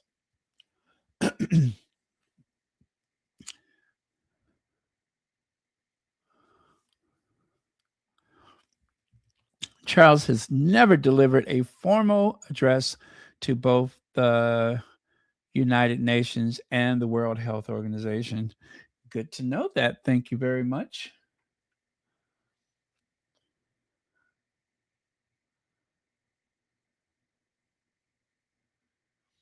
Yeah, I think Charles has only done that COP thing.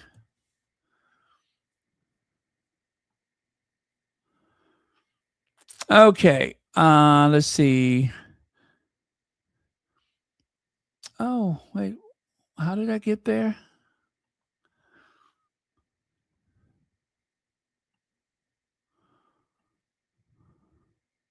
Oh, I see where that comes from. So King says, finally, someone has said what the public has been saying for years.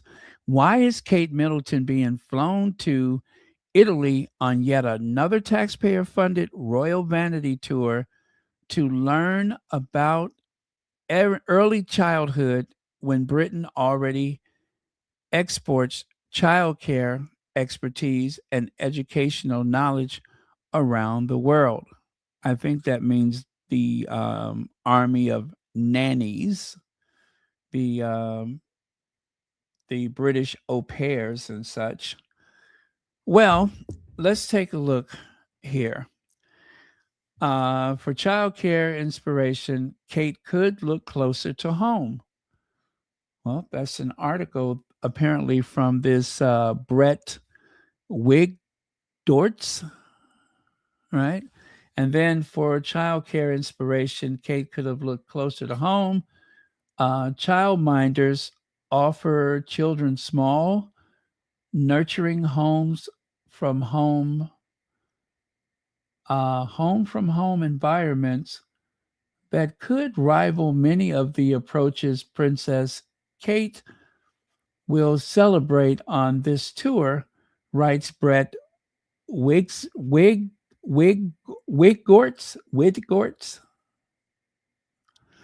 Ooh, that's an interesting name. Wigdorts. They spell it different here on the other side. You see that? They got it Widgortz, and over there on the left is Wigdortz. Which one is correct? I'm going to guess the one on the left side is correct. Well, anyway, Kate could have got the answers closer to home, or she really didn't have to take the trip to Italy. I guess that's what they're trying to say, is that it was a vanity trip and completely unnecessary. Well, they said it, not me. Let me see. We didn't need Kate playing international student at public expense while UK families are drowning in childcare costs. After 20 years in the royal family, she still seems to be scrambling for a personality, a purpose, or a serious role beyond carefully staged photo ops and shallow PR campaigns dressed up as work. Britain doesn't need another glossy overseas inspiration trip. It needs royals who actually contribute something measurable at home instead of endlessly cosplaying relevance abroad. Ooh. Now that was from oh, you guys are on a different one. There it is. No, that one. See there? Endlessly cosplaying relevance abroad. Wow. And that is from one of the squatties on X, formerly known as Twitter. Woof. I love it. I am loving it.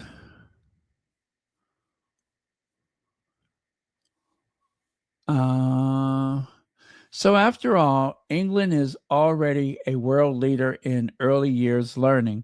The early years foundation stage statutory framework, something all registered early years educators must follow, has become a great British export.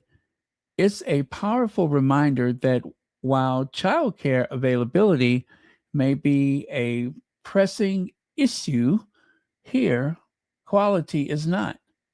We have some of the best practitioners following one of the strongest early years curriculums anywhere. We just don't have enough of them, particularly childminders.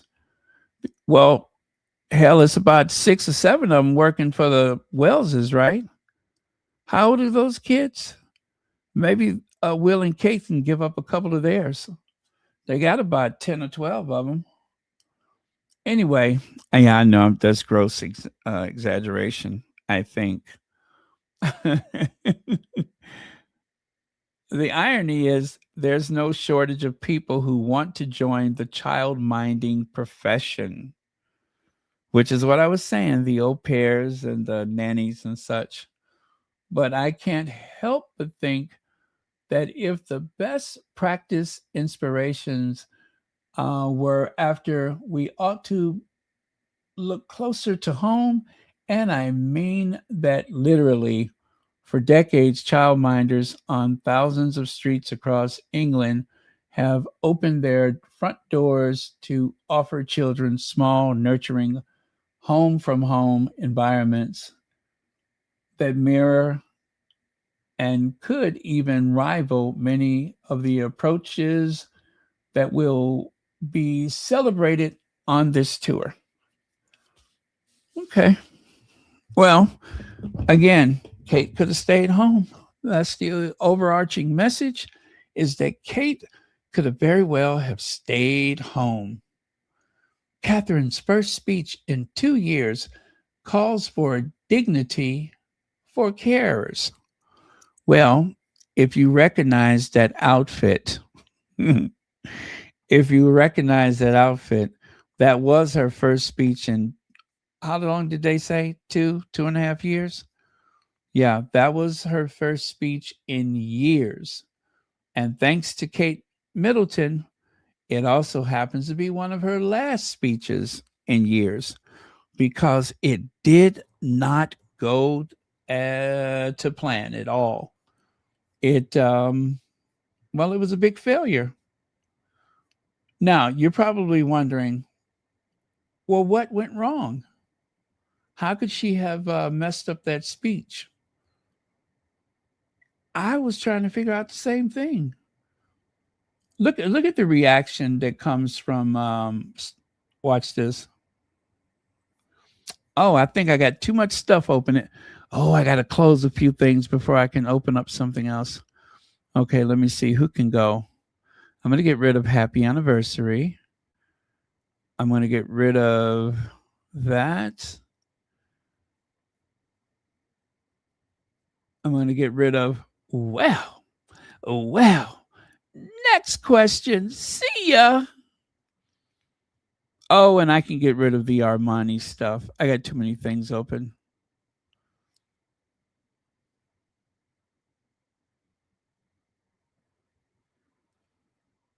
Okay. Well. Next question. See ya. Okay, watch this.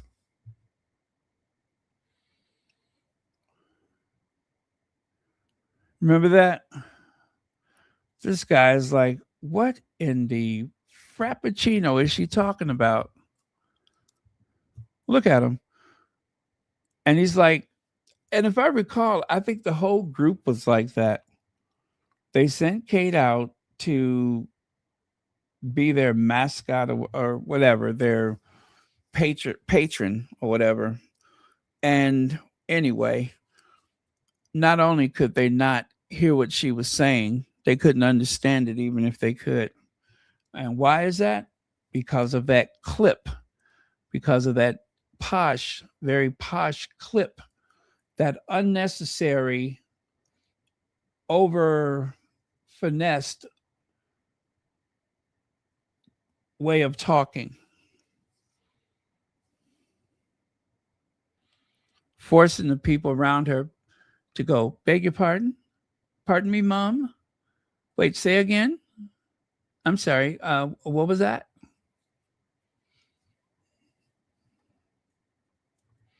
Beg pardon. Okay, so she's wearing the okay. So what could have possibly have gone wrong with that speech? I'll show you.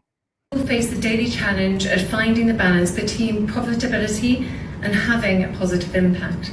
Leaders, you'll face the daily challenge at finding the balance between profitability and having a positive impact.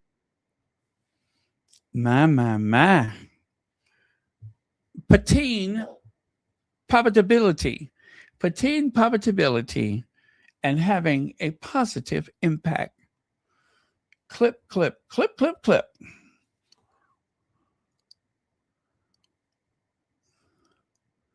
Why Kate Middleton's corporate appeal on childhood development feels out of touch.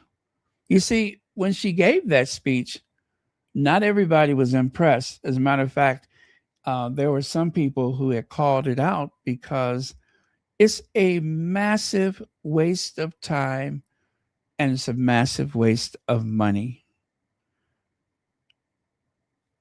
I guess I'll just name the people.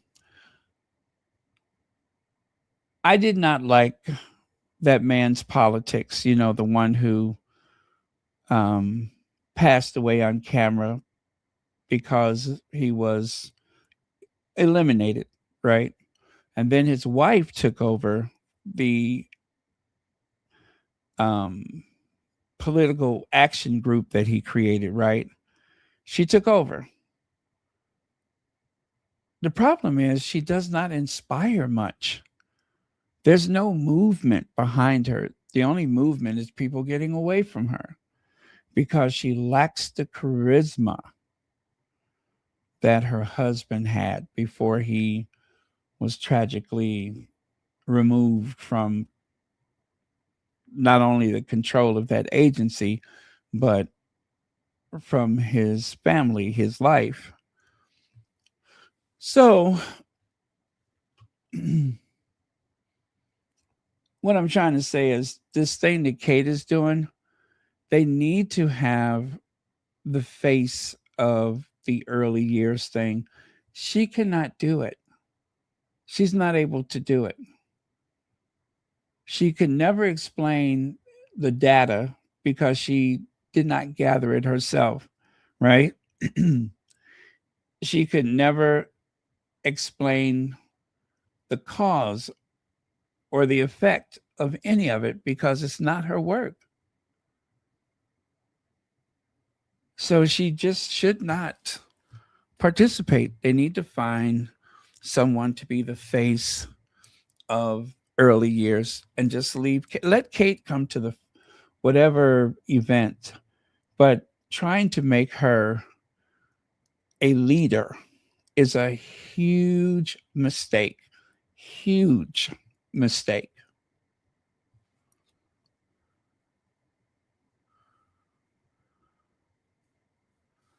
It's not her strong suit. It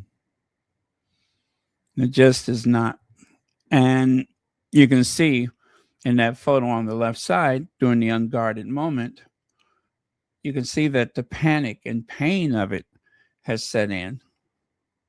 She'd rather not be there, but she must be there because, given the nature of her marriage and constitutional obligations, she doesn't have a choice.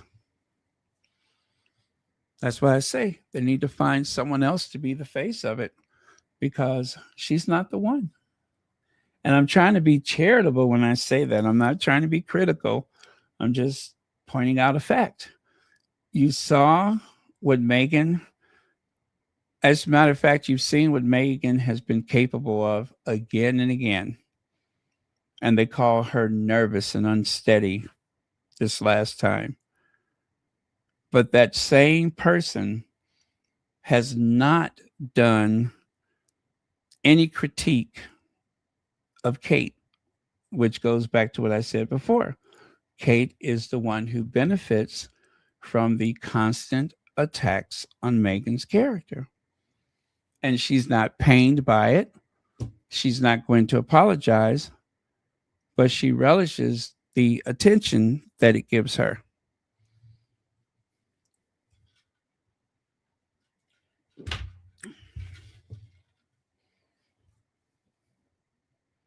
She's basking in the glow of being a underachiever. Walk in the forest. Take a long walk in the forest. Walk past all the newly created barriers and signs that say, don't come this way or else. That's what she could do. Yep, that's what she can do. Stay out of the way. Stay out of the way. That's what she can do.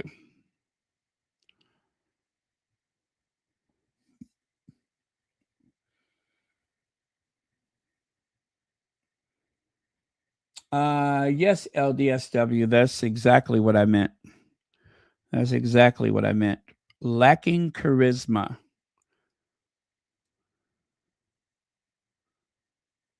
And so it's just not really possible. I would be so embarrassed if they kept sitting me at the table surrounded by adults who can barely hear what I'm trying to say.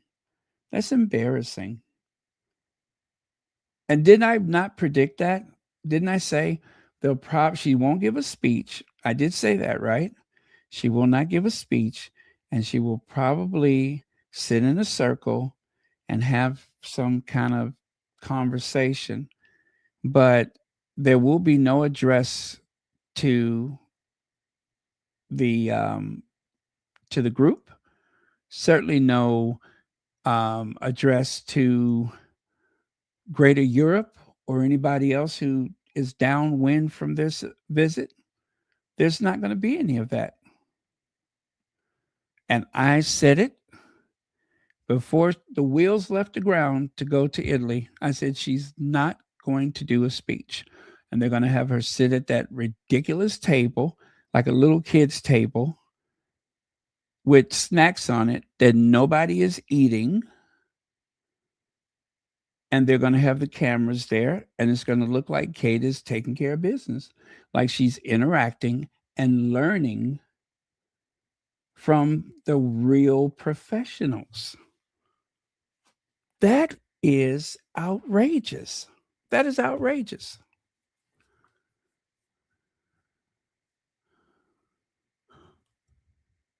But again, what could possibly go wrong? What could possibly go wrong? You want to know what can go wrong? This is what can go wrong. Character called Bob the Builder, and he has a philosophy of reduce, reuse, recycle. And you embrace that here. Something as a mother, I feel as a family should do a lot of this, try and have that at the back of our minds.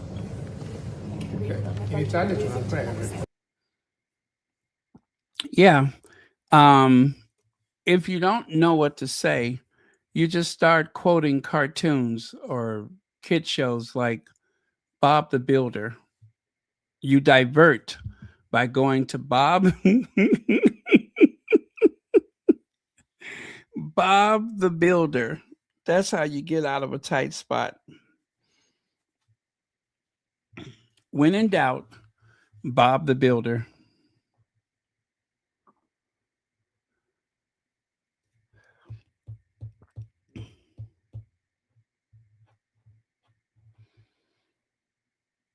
It really begs the question, is anybody else seeing this?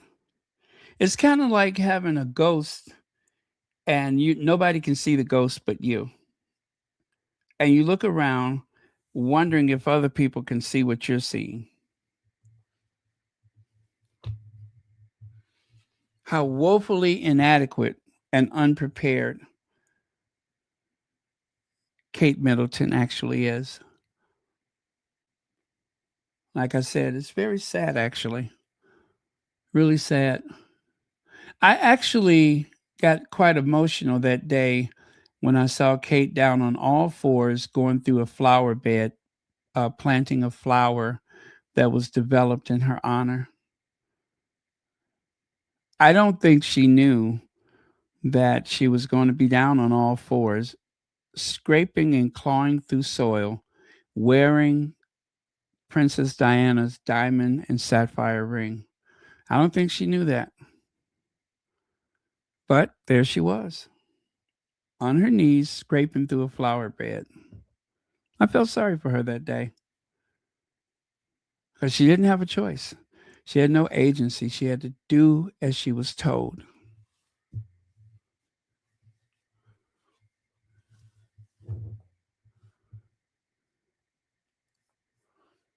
Yep, she had to do as she was told, or else.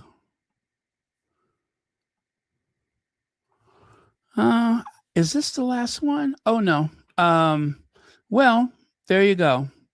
There is the shadow of the institution, and then there's the glow of freedom.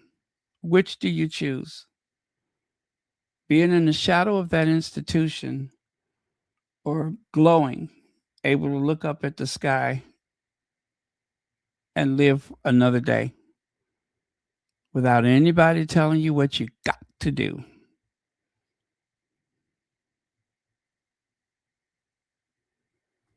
Yep. So, day and night. It's like day and night.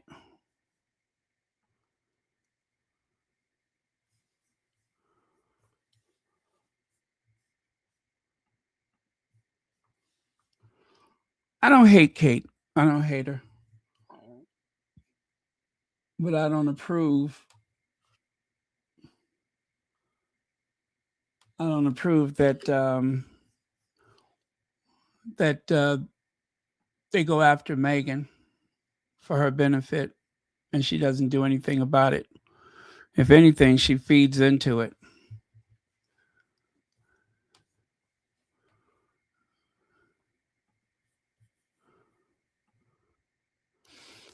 Remember, Serena and Meghan do not talk anymore. This was, of course, at after party or something like that. It was the Jenner's party, and then there was something else they went to, or something else that they came from, some kind of fundraiser. But yeah, you can see the hostility in Serena just brewing beneath the surface, waiting to bubble up into a crescendo. Yeah, you can see it. If I didn't know better, I would say that her fist was balled up, but I don't think it is. By the way, I think that dress is beautiful that Serena's wearing. Beautiful. It really, really looks beautiful on her.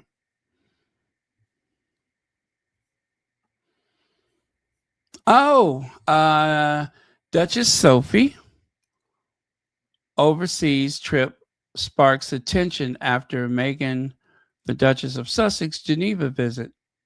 Yes, the Duchess of Sussex appeared at Place des Nations in Geneva for the inauguration of the Lost Screen Memorial. And what do you know? Somehow they found something for, Sophie to do.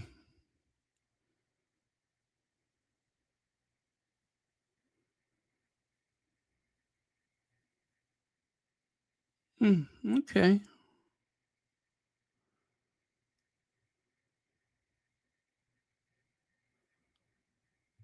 Okay. Well, that's that. And am I done? Am I done? Yes, that's it, you guys. That's it. 2.5 hours of me, me, me, me, me. And we are done.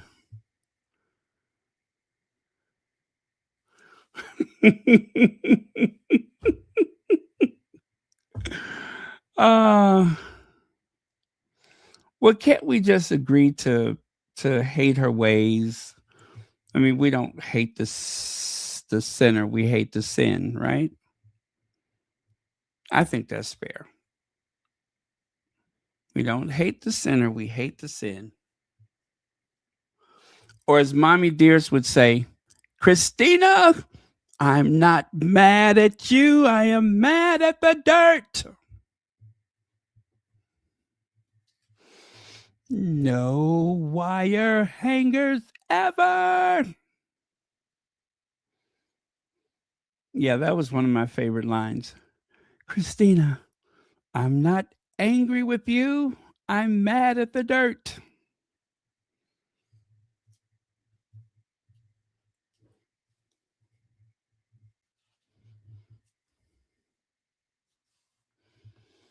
Cookies and Cream says Meghan's accomplishments need to be plastered. Oh, there we go. Need to be plastered all over social media nonstop and let it trend. Everyone needs to know about her achievements. That family is trying to downplay Meghan's accomplishments. Yeah.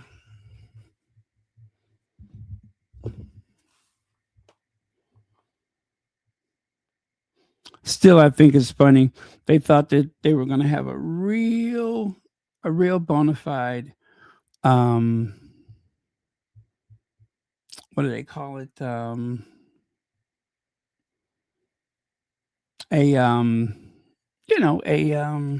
gosh, and I just said it. A Megan effect. They thought there were going to be a Kate effect.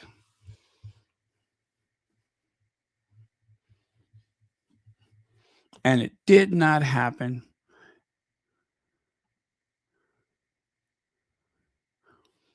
Okay, you guys, any last comments before I go?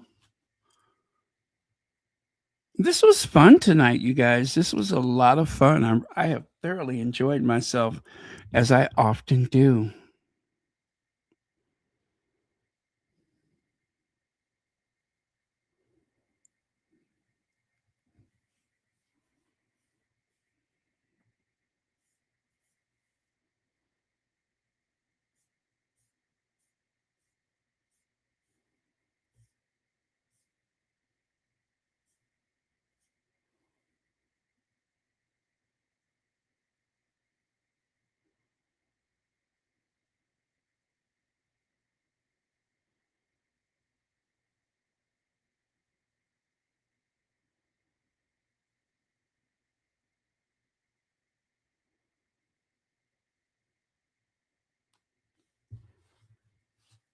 Okay.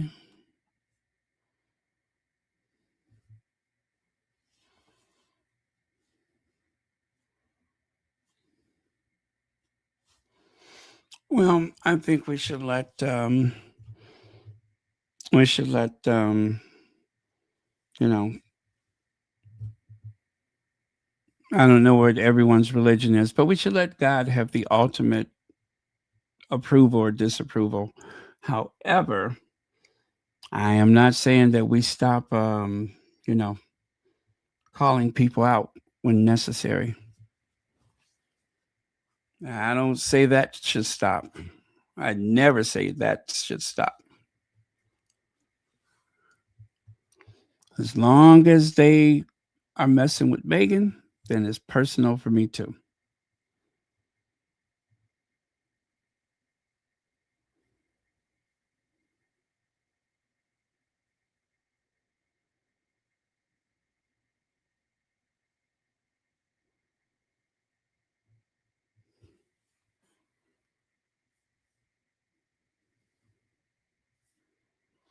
Okay, you guys, I think we should call it a night.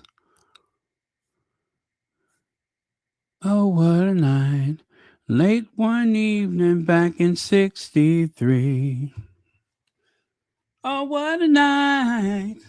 Oh, I get a feeling when she walk in the room.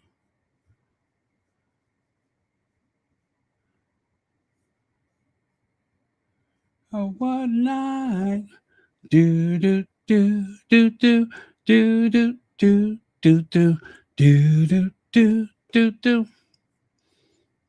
Oh, by the way, if anyone's interested, this is the mailing address for Royal Sussex. If anyone's interested, whether you want to drop a card or whatever, that's the mailing address. Royal Sussex, 1440 West Taylor Street, number hashtag that is 523, Chicago, Illinois, 60607. Just in case you need it.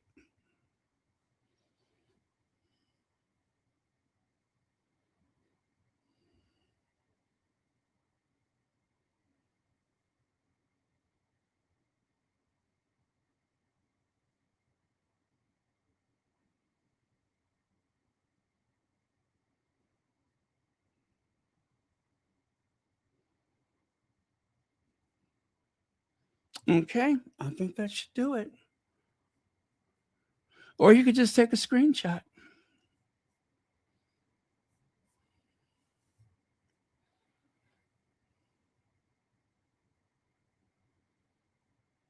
All right, love you guys. Good night, everyone. Thank you for watching Royal Sussex.